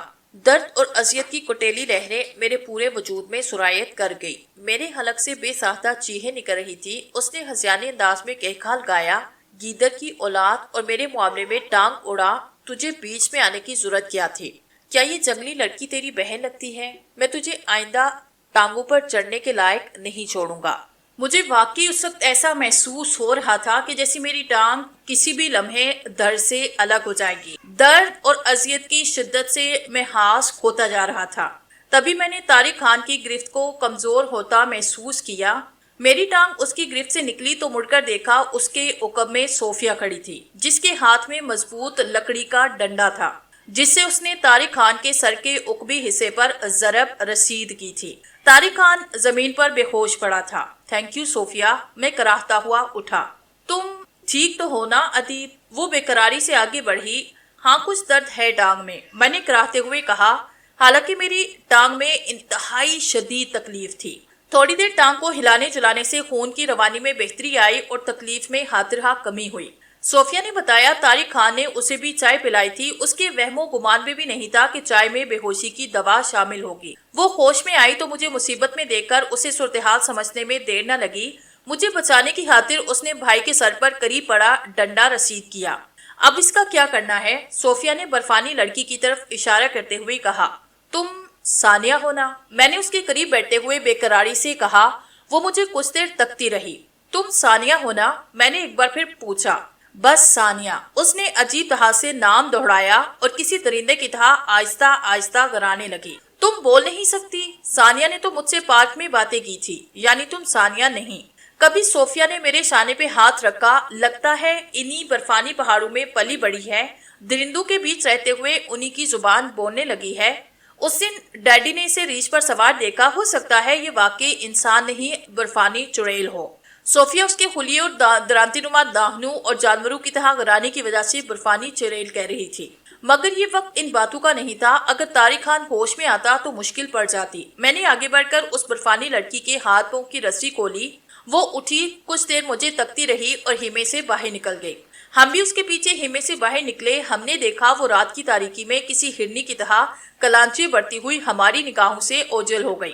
اگلی صبح خاصی ہنگامہ خیز تھی۔ فرمان خان اور اس کے ساتھی ہوش میں آئے تو برفانی لڑکی خیمے سے غائب تھی، جبکہ طارق خان صوفیہ کے خیمے میں بے ہوش پڑا تھا۔ صوفیہ نے باپ کو پہلے ہی صورتحال سے آگاہ کر دیا تھا۔ طارق خان نے ہوش میں آتے ہی پہلے بہن کو خوب سنائی، پھر مجھے گالیاں بکتے ہوئے حملہ آور ہونا چاہا۔ وہ سخت غصے میں تھا۔ اس کا بس نہیں چل رہا تھا کہ مجھے جان سے مار ڈالتا، مگر فرمان خان بیچ میں آیا۔ طارق، یہ ہمارے دشمن نہیں، دوست ہیں۔ ایک انجان لڑکی کے لیے ادیب سے الجھنے کی ضرورت نہیں، اور پھر غلطی بھی تمہاری تھی۔ تم نے نہ صرف دھوکے سے سب کو بے ہوش کیا بلکہ اس لڑکی کی عزت بھی لوٹنا چاہی۔ اگر ادیب کی جگہ میں بھی ہوتا تو تم سے لڑتا۔ اب ہم کافی بلندی پر پہنچ چکے تھے۔ فرمان خان نے پلان سے ہٹ کر دوسرا راستہ اختیار کیا تو میں نے حیرت کا اظہار کیا۔ یہ راستہ محفوظ ہے اور میں پہلے بھی اس پر سفر کر چکا ہوں۔ فرمان خان نے کچھ اس انداز سے وضاحت کی کہ میں اعتراض کرنے کی بجائے خاموش ہو گیا۔ حالانکہ میرے اندازے کے مطابق یہ راستہ محفوظ ہونے کی بجائے دشوار اور خطرناک ثابت ہو سکتا تھا۔ کوہ پیما ٹیمیں اس راستے کا رخ بھی نہیں کرتی۔ یہی بات میں نے فرمان خان کو سمجھانا چاہی، مگر اس نے کوئی خاطرخواہ توجہ نہ دی، تو میں خاموش ہو گیا، اور پھر میرے خدشات حقیقت کا روپ دھار گئے۔ کافی دیر کے بعد ہم ایک تکونی چٹان کے سامنے کھڑے تھے۔ یہ تکونی چٹان کافی بلند اور عام چٹانوں سے مختلف تھے۔ اوپر جانے کا کوئی دوسرا راستہ بھی نہیں تھا۔ دائیں بائیں سینکڑوں گہری کھائیاں تھی اور ان کی چوڑائی اس قدر طویل تھی کہ انہیں کسی بھی صورت عبور کرنا ناممکن تھا۔ اب واپس چلنا بھی حماقت تھا کہ کافی فاصلہ طے کر چکے تھے، اور پھر فرمان خان بھی اسی راستے سے اوپر جانے کا فیصلہ کر چکا تھا۔ کافی سخت چٹان تھی، اسے کافی دقت پیش آ رہی تھی اور کافی وقت صرف ہو رہا تھا۔ وہ تقریباً 100 فٹ کی بلندی پر پہنچ چکا تھا اور مزید آگے بڑھنے کے لیے کیل ٹھونک ہی رہا تھا کہ کیل کے پاس سے چٹان کا ایک حصہ چڑھا اور پتھر سیدھا اس کے سر پہ لگا تو وہ کربناک انداز میں چیختے ہوئے पत्थर समेत 100 फुट की बुलंदी से गिरता चला गया। मैं जज्बाती अंदाज में आगे बढ़ा। मैंने पहले ही कहा था ये रास्ता खतरनाक है। फरमान खान ने मेरे शाने पे हाथ रखा। अदीब शोएब मेरा साथी था, तुमसे ज्यादा मुझे दुख है और तुम खुद भी जानते हो कोई भी कोहे पैमा किसी भी मोह पर जाते वक्त ये जहन में रखता है कि उसे कदम कदम पर मौत का सामना करना पड़ेगा। शोएब को वहीं एक जगह बर्फ खोद कर दफनाया गया। चट्टान के वस्त तक पहुंचते पहुंचते मैं थकन से चूर हो चुका था। अगर मुझे लम्हे पर भी ताहीर होती तो मेरा हशर भी शोएब जैसा होता। मरने से बाल बाल बचा तो मैं मुख्तार हो गया। बिलाहिर ये कठिन और दुश्वार गुजार रास्ता मैंने तय कर लिया। जब तक दूसरे ऊपर न आए मैं एक तरफ आराम की घर से पाँव पिसार कर बैठ गया। मेरे दूसरे के लिए रास्ते बनाने से अगरचे उनके लिए आसानी हो चुकी थी, मगर वो भी थकन से चूर थे। काफी देर हो चुकी थी। हमें यहाँ पहुँचते पहुँचते रात का अंधेरा फैलने लगा। रात के आखिरी पहर दिलदोज चीहों की आवाजें सुनकर मैं उठा और दिल ही दिल में या अल्लाह है कहता हुआ हीमे से बाहर निकला। फरमान खान और तारिक खान तकरीबन सभी अपने अपने हीमों से बाहर थे। दिलावर कहाँ है? सब दौड़ते हुए दिलावर के हीमे में पहुंचे। अंदर दिलावर की खोंचका लाश पड़ी थी। उसके पेट के अंदरूनी इज़ा जिस्म से बाहर थे। फटे हुए हीमे के अंदर और बाहर किसी दरिंदे के पांव के निशानात थे। तारिक खान सख्त गुस्से में था। फरमान खान ने उसे गुस्से से घूरा। आपस में लड़ने की जरूरत नहीं, अब उस लड़की की या रीस को देखते ही गोली मार दो। फरमान खान के हुक्म पर तारिक खान ने फातिहाना निगाहों से मुझे देखा। दिलावर को हिमे से बाहर गड़ा खोदकर दफनाया गया। इस सान्हे के बाद भला कौन सोता? रात भर जागते रहे और सुबह आगे बढ़ गए। इस पर हम ब्यानो ग्लेशियर की बुलंद तरीन चोटी के सामने खड़े थे, जिसे सर करने की कोशिश में न जाने कितने ही कोपेमा जान से हाथ धो बैठे। उस चोटी को अबूर करके ऊपर पहुंचे तो शाम का अंधेरा फैलने लगा था। अब बेहतर यही था कि किसी मुनासिब मुकाम पर क्याम किया जाता। एक मुनासिब जगह पहुंचकर हीमे गाड़ने का आगाज किया ही था कि गिड़गिड़ाहट की खौफनाक आवाज फिजा में गूंजी। ये गिड़गिड़ाहट ऐसी खौफनाक थी कि हमारे इर्द गिर्द की जमीन लरसने लगी। ऐसे महसूस हो रहा था कि ब्यानो ग्लेशियर जल्जले की जिद में आ गया हो। मुझ समेत सभी बुखलाकर पनाहगाह की तलाश में इधर उधर दौड़े। किसी को किसी का होश नहीं था। भागते हुए मेरी नजर एक करीबी चट्टान पर पड़ी। उस चट्टान में नीचे की तरफ काफी बड़ी दरार थी। उस दरार में अकरम पहले ही छुपा बैठा था। दूसरे कराते हमें कुछ खबर न थी। बर्फानी तोदा लुढ़कता हुआ जैसे जैसे करीब आता जा रहा था, उसकी गिड़गिड़ाहट की क्यामत हेज आवाज बढ़ती जा रही थी। फिर ये दो हेकल तोदा गिड़गिड़ाहट की खौफनाक आवाज के साथ हमारी चट्टान पर से गुजरा। गिड़गिड़ाहट की आवाज इस कदर गूंजदार थी कि हमें अपने कान के पर्दे फटते महसूस हुए। जब ये फरमानी तोदा तबाही मचाता हुआ गुजरा तो दरार के आगे बर्फ का ढेर लग चुका था। काफी देर बाद हम दोनों दरार के आगे से बर्फ हटाकर बाहर निकले तो वहां का नक्शा बदला हुआ था। जगह जगह छोटे बड़े बर्फानी तोदे चट्टानों की सूरत में मौजूद थे। लगता ही नहीं था कि ये वही जगह है जिस जगह हम कुछ देर पहले मौजूद थे। फरमान खान, तारिक, सोफिया सभी कहीं भी दिखाई नहीं दे रहे थे। हमने इधर उधर तलाश किया, आवाजें भी लगाई, मगर हमें कुछ ना मिला। मुझे सबसे ज्यादा दुख सोफिया का था। वो लड़की बेहद मुखलिस थी और हर मुश्किल मोड़ पर मेरे काम आई थी। अभी हम इर्द गिर्द का जायजा ले रहे थे कि एक चट्टान की आड़ से एक मादा रीछ नमूदार हुई। रात की तारीकी के बावजूद हमें बखूबी दिखाई दे रहा था। मादा रीछ जरहाना अंदाज में कराते हुए हमारी तरफ बढ़ी। राजू इसे देखते ही खास खो बैठा और चीख कर भागना चाहा। मादा रीछ ने अगले बाएं पंजे का भरपूर वार राजू पे किया। मैंने राजू को उड़ता हुआ एक तरफ गिरते देखा। राजू की लाश देखकर मेरे रोंगटे खड़े हो गए। मादा रीछ का पंजा राजू की गर्दन पे पड़ा। उस पंजे में इस कदर कुव्वत थी कि राजू का सर गर्दन से अलग होकर एक तरफ लटक रहा था। राजू के मुर्दा वजूद को सूंघकर मादा रीछ घराते हुए मेरी तरफ बढ़ी। बपड़ी हुई रीछनी को अपनी तरफ आता देखकर मैं खौफजदा हो गया। मुझमें अब वहां से हिलने की हिम्मत न थी। खौफो दहशत से गोया मेरे कदम जमीन से चिपक गए। मादा रीछ ने मुझ पर गिराते हुए जुस्त लगाई। उसके बदबूदार भारी भरकम जिस्म तले दबकर होशो खास होते हुए मेरे जहन में आखिरी ख्याल यही उभरा कि मेरा आखिरी वक्त आन पहुंचा है।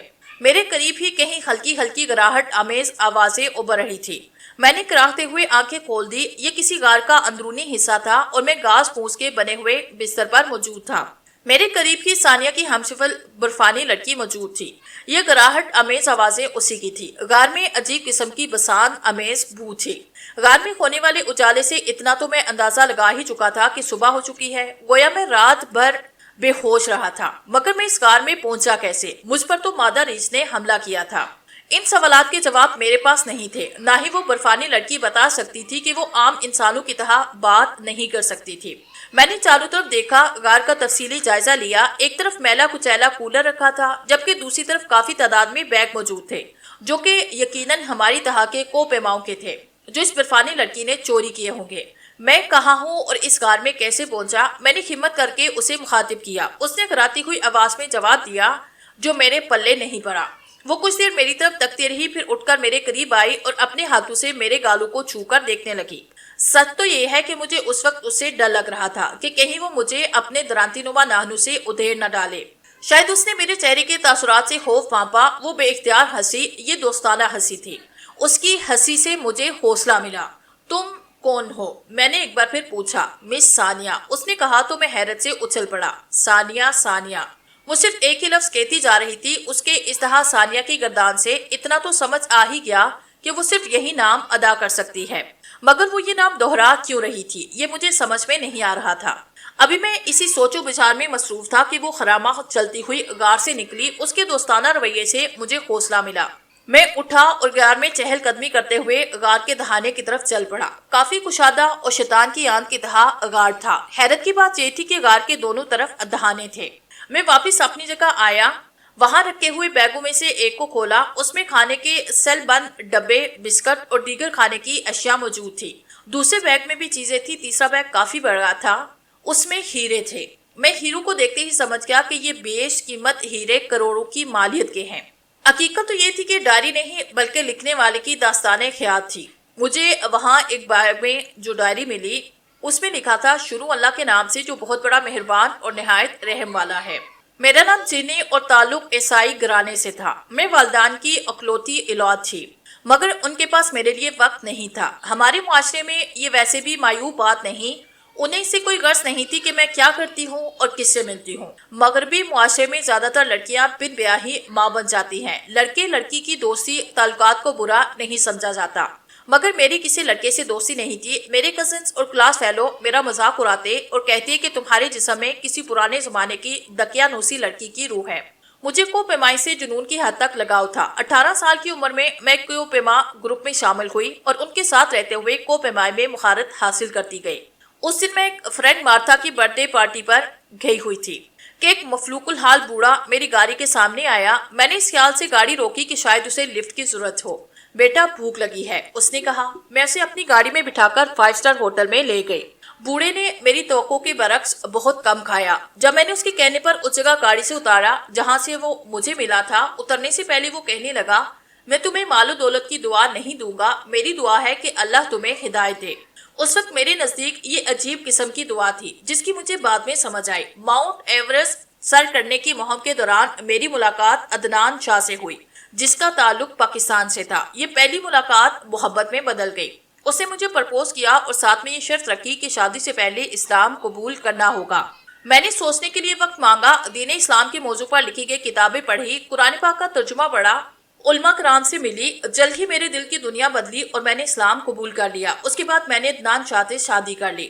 ہم لندن میں رہنے لگے، یہی ہماری بیٹی پیدا ہوئی جس کا نام عدنان شاہ نے ثانیہ رکھا۔ 4 سال کے بعد عدنان شاہ کو وطن کی یاد ستانے لگی، یوں ہم پاکستان چلے آئے۔ ایک دن عدنان اپنے ساتھ ایک دراز قد اور تنومند شخص کو لائے۔ عدنان نے اس کا تعارف فرمان شاہ کے نام سے کروایا۔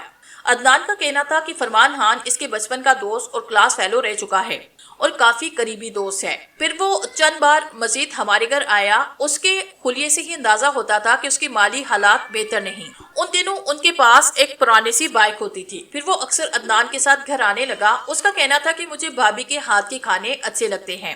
انہی دنوں اس نے عدنان کو گلگت بلتستان میں واقع بیانو گلیشیئر سر کرنے کی پیشکش کی۔ پاکستان آنے کے بعد سے عدنان کسی بھی مہم پر نہیں گئے تھے، اس لیے فوراً حامی بڑھ لی۔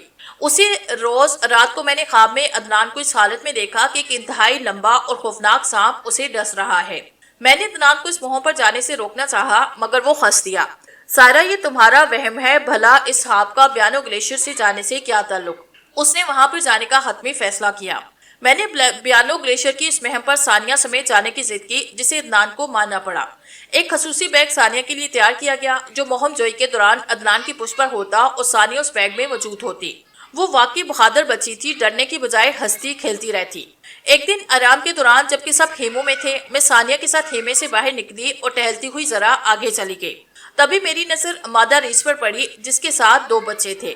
بیانو گلیشیر میں ریچھو کی موجودگی حیران کن بات تھی۔ اس بات کا ذکر بعد میں نے عدنان سے کیا، اس نے بھی بیانو گلیشیر پر ریچھو کی موجودگی پر حیرت کا اظہار کیا۔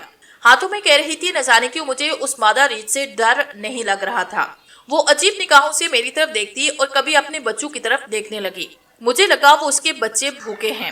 میں ثانیہ کے ساتھ دوبارہ اپنے خیمے میں آئی۔ وہاں ہم نے خشک گوشت کے پارچے محفوظ کر رکھے تھے۔ دراصل عدنان کھانے میں زیادہ تر گوشت کھاتا تھا، اسے سبزیوں سے رغبت نہیں تھی۔ میں نے خشک گوشت کے پارچے مادہ ریچھ کے سامنے ڈالے جنہیں لے کر وہ چلی گئی۔ دوسرے دن ہم آگے بڑھے۔ فرمان خان نے جب عام ڈگر سے ہٹ کر ایک دوسرا راستہ اختیار کیا جو کہ خطرناک اور غیر محفوظ تھا۔ عدنان اور میں نے اعتراض کیا، دیکھو عدنان، اس نے عدنان کے شانے پہ دوستانہ انداز میں ہاتھ رکھا۔ میرا مقصد بیانو گلیشیر کی چوٹی سر کرنے کا ہرگز نہیں۔ عدنان نے چونک کر کہا، پھر تمہارا کیا مقصد ہے؟ وہ کہنے لگا، جبران کا تعلق گلگت بلتستان کے ایک قدیم قبیلے سے تھا۔ وہ سیدھے سادے مگر جنگجو لوگ تھے، جبکہ جبران مسلمانہ ذہنیت کا مالک تھا، دراز قد اور دیو ہوکل جسم کا مالک تھا۔ نوجوان ہوتے ہی قبیلے سے اپنے جیسے چند آوارہ دوستوں کے ساتھ نکلا اور جرائم کی راہ پر چل پڑا۔ وہ سب شفاق ذہن کے مالک تھے، لوگوں کو لوٹ مار کے دوران وہ جان سے مار ڈالتے۔ ان دنوں ہندوستان پر انگریز کی حکومت تھی۔ ان کی شہرت کی وجہ سے پولیس پر دباؤ بڑھا تو اس گروہ کی تلاش شروع ہو گئی، مگر وہ واردات کے بعد چھلاوے کی طرح غائب ہو جاتے۔ انہی دنوں دارالحکومت سے درجنوں سپاہیوں کے پہرے میں ہیرے جواہرات کا خزانہ وہاں سے گزرا۔ اس خزانے کی مالیت کروڑوں کے لگ بھگ تھی۔ یہ بہت بڑی واردات تھی، اس لیے انہوں نے روپوشی کا سوچا اور اپنے قبیلے میں لوٹ آئے۔ اس خزانے کو انہوں نے وقتی طور پر توک چوٹی کے اوپر واقع غار میں چھپایا اور خود بستی میں لوٹ گئے کہ معاملہ ٹھنڈا ہوتے ہی خزانہ غار سے نکالیں گے۔ اگر معاملہ صرف ہیرے جواہرات کا ہوتا تو شاید وہ بچ جاتے، مگر اس لوٹ مار کے دوران انگریز فوج کے سپاہی مارے گئے، فوجی ان کے قبیلے تک پہنچ گئے۔ مقابلے میں نہ صرف جبران اور اس کے ساتھی مارے گئے بلکہ ان کے قبیلے کے بھی بہت سے افراد جان سے گئے کہ انہوں نے جبران اور اس کے ساتھیوں کو بچانے کی کوشش کی تھی۔ خزانے کا کسی کو بھی پتہ نہ چلا کہ کدھر گیا۔ جبران کے گروہ کا ایک فرد بچنے میں کامیاب ہوا جس نے مرنے سے قبل اس مقام کا نقشہ بیٹے کے حوالے کیا، مگر نہ جانے کیوں کوئی اس خزانے تک نہ پہنچ سکا اور یہ نقشہ ہاتھوں ہاتھ ہوتا ہوا مجھے مل گیا۔ یوں سمجھو کہ ہم راتوں رات کروڑ پتی ہو جائیں گے، تمہاری آئندہ زندگی آرام و راحت میں گزرے گی۔ وہ عدنان کو سبز باغ دکھا رہا تھا۔ عدنان نے اس کا ہاتھ شانے سے ہٹاتے ہوئے کہا، ان ہیرے جواہرات کے چکر میں انگریز فوج کے سپاہیوں سمیت جبران اور اس کا قبیلہ جان سے گیا۔ ایسے خزانے کے لالچ کا سوچنا بھی غلط ہے، اور پھر مجھے وہ دولت پسند نہیں جو مفت میں ملے۔ حرام مال کی آس میں کامل رہتے ہیں، اور دوسرا میری زندگی اب بھی آرام اور راحت سے بسر ہو رہی ہے۔ صرف لفظوں میں میری بات کا مطلب یہ ہے کہ مجھے تمہاری آفر منظور نہیں آج، بلکہ ابھی سے میرے راستے تم سے جدا ہیں۔ وہ میرا اور ثانیہ کا ہاتھ تھام کر واپسی کے لیے مڑا تھا کہ حکم فرمان خان کی گونجدار آواز گونجی، ٹھہرو، اتنی جلدی بھی کیا ہے؟ ہم نے مڑ کر دیکھا، فرمان خان اور اس کے ساتھیوں کے ہاتھوں میں مخیب گنیں موجود تھی جن کی نالوں کا رخ ہماری طرف تھا۔ عدنان، مجھے انکار پسند نہیں، اگر تم نے ہمارا ساتھ نہیں دیا تو تم اور تمہارے بیوی بچے جان سے جائیں گے۔ معاملہ اگر عدنان کی زندگی کا ہوتا تو وہ نہ ڈرتا، مگر میری اور ثانیہ کی جان بچانے کے لیے اس نے حامی بھر لی۔ وہ اس دشوار گزار تپونما چٹانی راستے پر دوسروں کے لیے راستہ آسان بناتا ہوا اوپر پہنچا۔ آگے بس 650 فٹ کی بلند تولاق چوٹی موجود تھی جسے دیکھتے ہی خوف طاری ہوا۔ یہ چوٹی بھی عدنان کی وجہ سے سر ہوئی۔ فرمان خان کی منزل کچھ فاصلے پر موجود غار تھا۔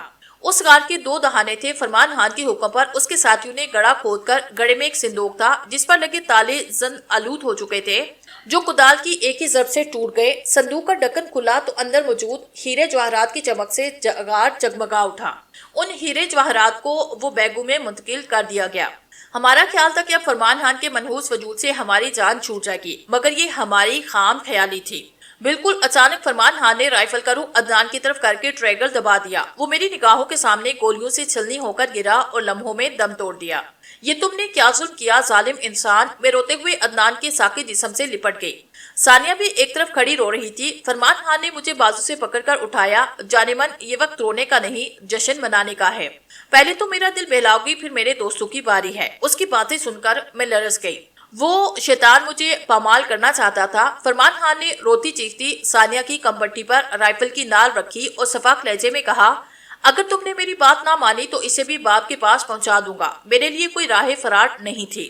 شوہر کی موت کے بعد میری عزت خطرے میں تھی۔ میں نے دل ہی دل میں اللہ سے فریاد کی۔ فرمان خان نقاب عزائم سے میری طرف بڑھا۔ غار خوفناک راہوں سے گونج اٹھا۔ غار کے دہانے سے ریچو کا جوڑا اپنے بچوں کے ساتھ اندر داخل ہو رہا تھا۔ میں نے پہلی ہی نگاہ میں پہچانا، ان میں وہ مادہ ریچھ بھی تھی جسے میں نے گوشت کے پارچے دیے تھے۔ ریچو کا وہ جوڑا گراتا ہوا فرمان خان اور اس کے ساتھیوں پر حملہ آور ہوا۔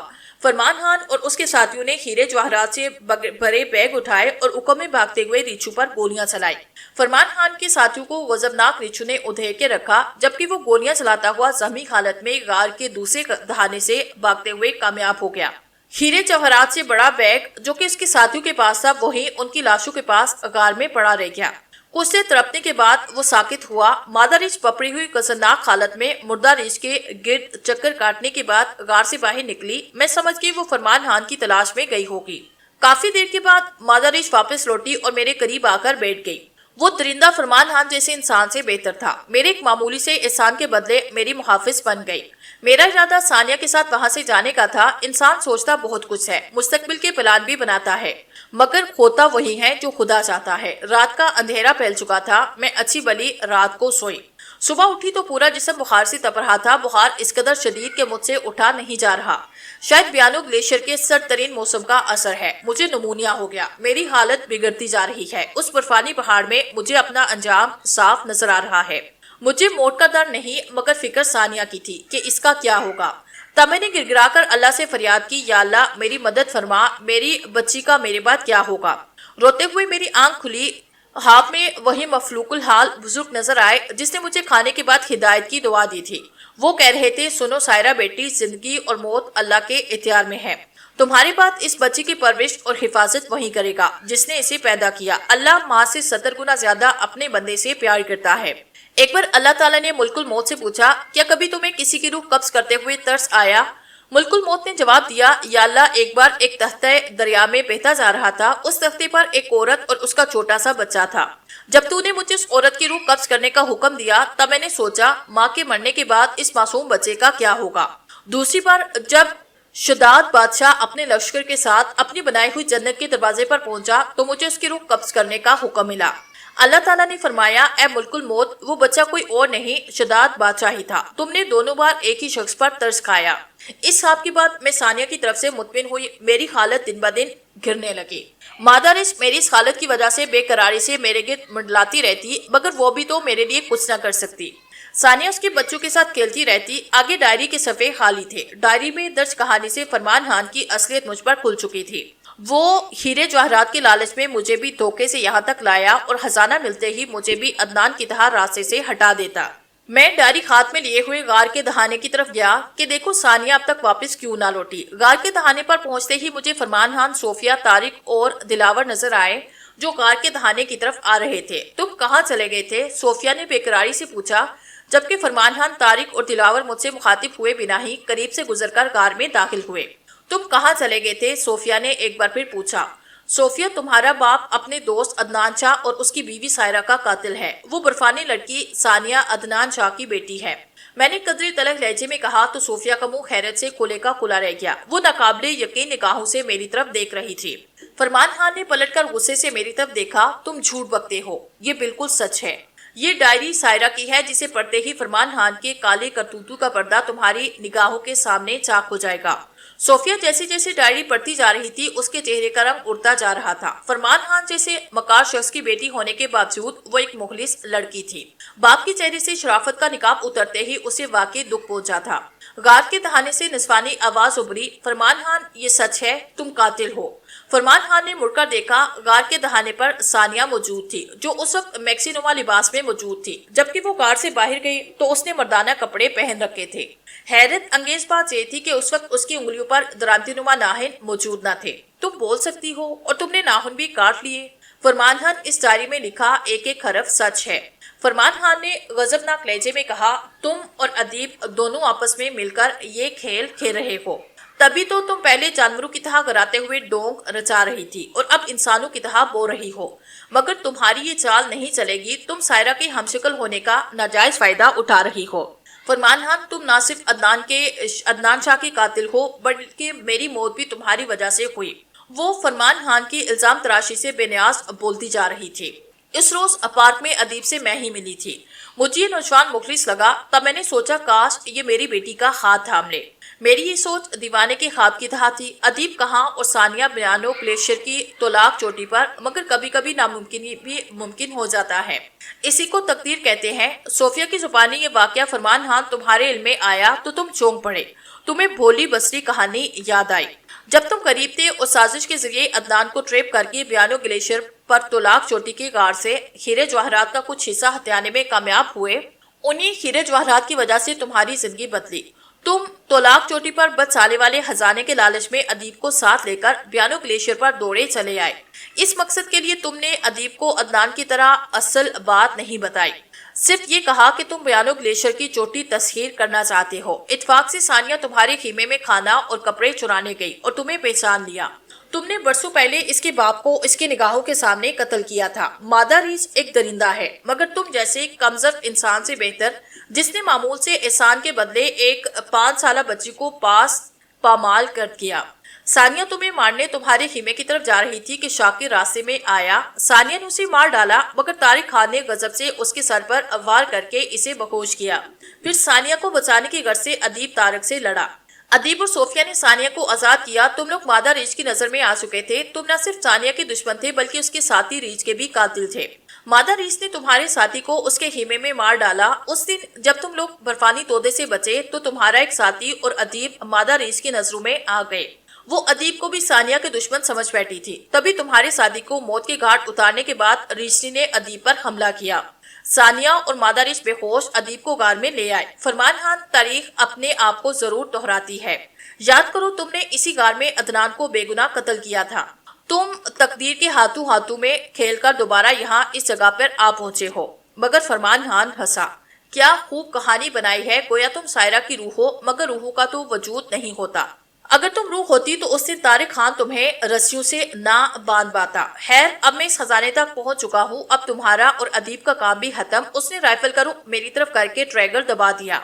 तरतराहट की आवाज से गोलियां चली। मुझे अपनी मौत का यकीन हो चला था, मगर अचानक ही सोफिया सामने आई और मेरी तरफ बरसाए जाने वाली गोलियां उसके बाजू और टांग में बेबस हो गई।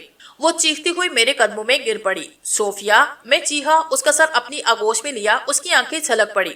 अदीब बाप के गुनाहों का कफारा अक्सर औलाद को अदा करना पड़ता है। उस पर फरमान खान ने अपनी मुफीद गुन का नाल का रुख सानिया की तरफ करते हुए ट्रैगर दबा दिया। उसकी गन से निकलने वाली गोलियां सानिया के वजूद से इस तरह गुजरी जैसे वहां सानिया का वजूद ही ना हो। तुम सायरा हो? वो खौफजदा लहजे में बोलता हुआ 2 कदम पीछे हटा। हाँ, मैं सायरा की रूह हूँ। सानिया और मादा रीछ उसके बच्चे आने ही वाले होंगे। तभी उसके हुक्म में रीछों की गिराहट उभरी। ये मादा रीछ समेत 3 जसीम रीछ थे। उनके हुक्म में मर्दाना लिबास में मलबूस दरांतीनुमा नाहनू वाली सानिया थी। मादा रीछ ने यकीनन फरमान खान को पहचान चुकी थी। वो उसका दुश्मन था। मेरी निगाहों के सामने बपरी हुई मादा रीछ में डायरी हाथ में लिए हुए गार्ड के दहाने की तरफ गया कि देखो सानिया अब तक वापस क्यों नहीं लौटी। मादा रीछ ने यकीनन फरमान खान को पहचान चुकी थी। वो उसका भी दुश्मन था। सायरा और अदनान के साथ साथ उसने इसके साथी रीछ को भी बरसों पहले मारा था। फरमान खान उसके बेटे और साथी को गोलियां चलाने की मोहलत न मिली। बपरी हुई रीछों ने उन तीनों को लम्हों में उधेड़ डाला। मेरी निगाहों के सामने बपरी हुई मादा रीछनी ने अगले पंजे का भरपूर वार फरमान खान के चेहरे पे किया। इस वार में इतनी ताकत थी कि मैंने फरमान खान का सर तन से अलग होकर एक तरफ लुढ़कते देखा। तारिक खान और दिलावर को भी इन रीछों ने बड़ी बेरहमी से मारा। सोफिया बेहोश थी। खुद के एहराज की वजह से मुझे उसके बचने की उम्मीद नहीं थी। और फिर मैं किसी शहर या कस्बे में नहीं, बयानो ग्लेशियर पर मौजूद था। उसे किसी हॉस्पिटल में पहचाना नामुमकिन था। तब मैंने खुलूसे दिल से दुआ की, या अल्लाह, इस मुखलिस लड़की की जान बचाने में मेरी मदद फरमा, जिस तरह तूने यूनुस अलैहिस्सलाम की मदद मछली के पेट में की थी। यूसुफ अलैहिस्सलाम को अंधे कुएं में बचाया। इब्राहिम अलैहिस्सलाम के लिए दहती आग को गुलजार बनाया। इधर सानिया ने माँ को पहचान कर उससे लिपटना चाहा। रुक जाओ बेटी, रूह का वजूद नहीं होता। तुम अदीब के साथ चली जाना, ये एक अच्छा इंसान है। सायरा की रूह ये कहते ही वहां से गायब हो गई। मैं बेहोश सोफिया को उठाए रोती हुई सानिया के साथ गार से निकला तो रीछ भी हमारे साथ थे। दिल में सच्चाई हो और नीयत साफ हो तो दूर जदीद में भी मोजे रोनमा हो जाते हैं। करीब ही कहीं हेलीकॉप्टर के परों की थरथराहट की गुंजदार आवाज सुनाई दे रही थी। फिर मुझे तोलाक चोटी के गिर्द प्रवास करता हुआ हेलीकॉप्टर नजर आया। मैंने शर्ट उतारी, हवा में लहराते हुए हेलीकॉप्टर को मदद के लिए पुकारा। ہیلی کاپٹر والوں نے مجھے دیکھا، وہ طلاق چوٹی کے قریب آئے، میں نے پہچانا ہیلی کاپٹر پر آرمی کا محسوس نشان موجود تھا، وہ نہ جانے کیوں اس طرف آ نکلے تھے۔ میرا ارادہ ثانیہ کو بھی اپنے ساتھ لے کر جانے کا تھا۔ میں اس کے محض ریچھ کی طرف دیکھا، میں اسے اپنے ساتھ لے جا رہا ہوں، تمہیں کوئی اعتراض تو نہیں؟ یقیناً وہ میری بات سمجھے تھے، تبھی تو انہوں نے ایک ہلکی کراہٹ کے ساتھ اسبات میں سر ہلائے۔ ہیلی کاپٹر کے وہاں لینڈ کرنے کی جگہ نہ تھی۔ انہوں نے رسی سے بندھی سیڑھی لٹکائی، میں نے ثانیہ کو سیڑھی پر چڑھنے میں مدد کی، پھر خود بھی صوفیہ کو اٹھائے سیڑھی پر چڑھ گیا۔ ہیلی کاپٹر میں 2 فوجی اہلکار موجود تھے جنہوں نے ہماری مدد کی۔ بعد میں معلوم ہوا روسی کو پیما طلاق چوٹی پر پھنس چکے تھے۔ انہوں نے ہماری مدد کے لیے کال کی، مگر وہ ہیلی کاپٹر کے آنے سے پہلے جان کی بازی ہار گئے۔ بے ہوش صوفیہ اور ہمیں اسی ہیلی کاپٹر پر CMH ہاسپٹل پہنچایا گیا۔ صوفیہ کے آپریشن تھیٹر میں جانے کے بعد میں نے اس کی زندگی کی دعائیں مانگی۔ صوفیہ کی زندگی باقی تھی، اس لیے اس کی جان بچ گئی، مگر گولیوں سے چھلنی ایک ٹانگ کاٹنی پڑی۔ وہ باہمت اور حوصلہ مند لڑکی تھی، اپنی تقدیر پر صابر و شاکر رہی اور صحت یاب ہو کر گھر لوٹی۔ ایک طرف صوفیہ کی بیلوس محبت تھی تو دوسری طرف میری محبت ثانیہ تھی۔ مجھے سوچنے میں مشکل تو لگی، مگر میں نے صوفیہ کے احسانوں کا قرضہ چکانے کا فیصلہ کرتے ہوئے اسے اپنی شریک حیات بنا لیا۔ کہانی یہیں ختم نہیں ہوتی۔ اس مخلص لڑکی نے ایک بار پھر مجھ پہ احسان کرتے ہوئے سال بھر کے مختصر عرصے میں ثانیہ کو عام انسانوں کی طرح لہنا، بولنا چالنا سکھا دیا۔ ویسے بھی جب انسان طوطے جیسے پرندے کو بولنا سکھا سکتا ہے تو ثانیہ تو پھر انسان تھی۔ کوئی عورت محبت کا بٹوارا نہیں کرتی، مگر صوفیہ نے مجھ سے ضد کر کے ثانیہ کو خود میری دلہن بنایا۔ دونوں سوکنوں کی طرح نہیں، بہنوں کی طرح ایک گھر میں رہتی ہیں۔ میں اور صوفیہ اکثر مذاق میں ثانیہ کو برفانی چڑیل کہتے ہیں تو وہ ہنس پڑتی ہے۔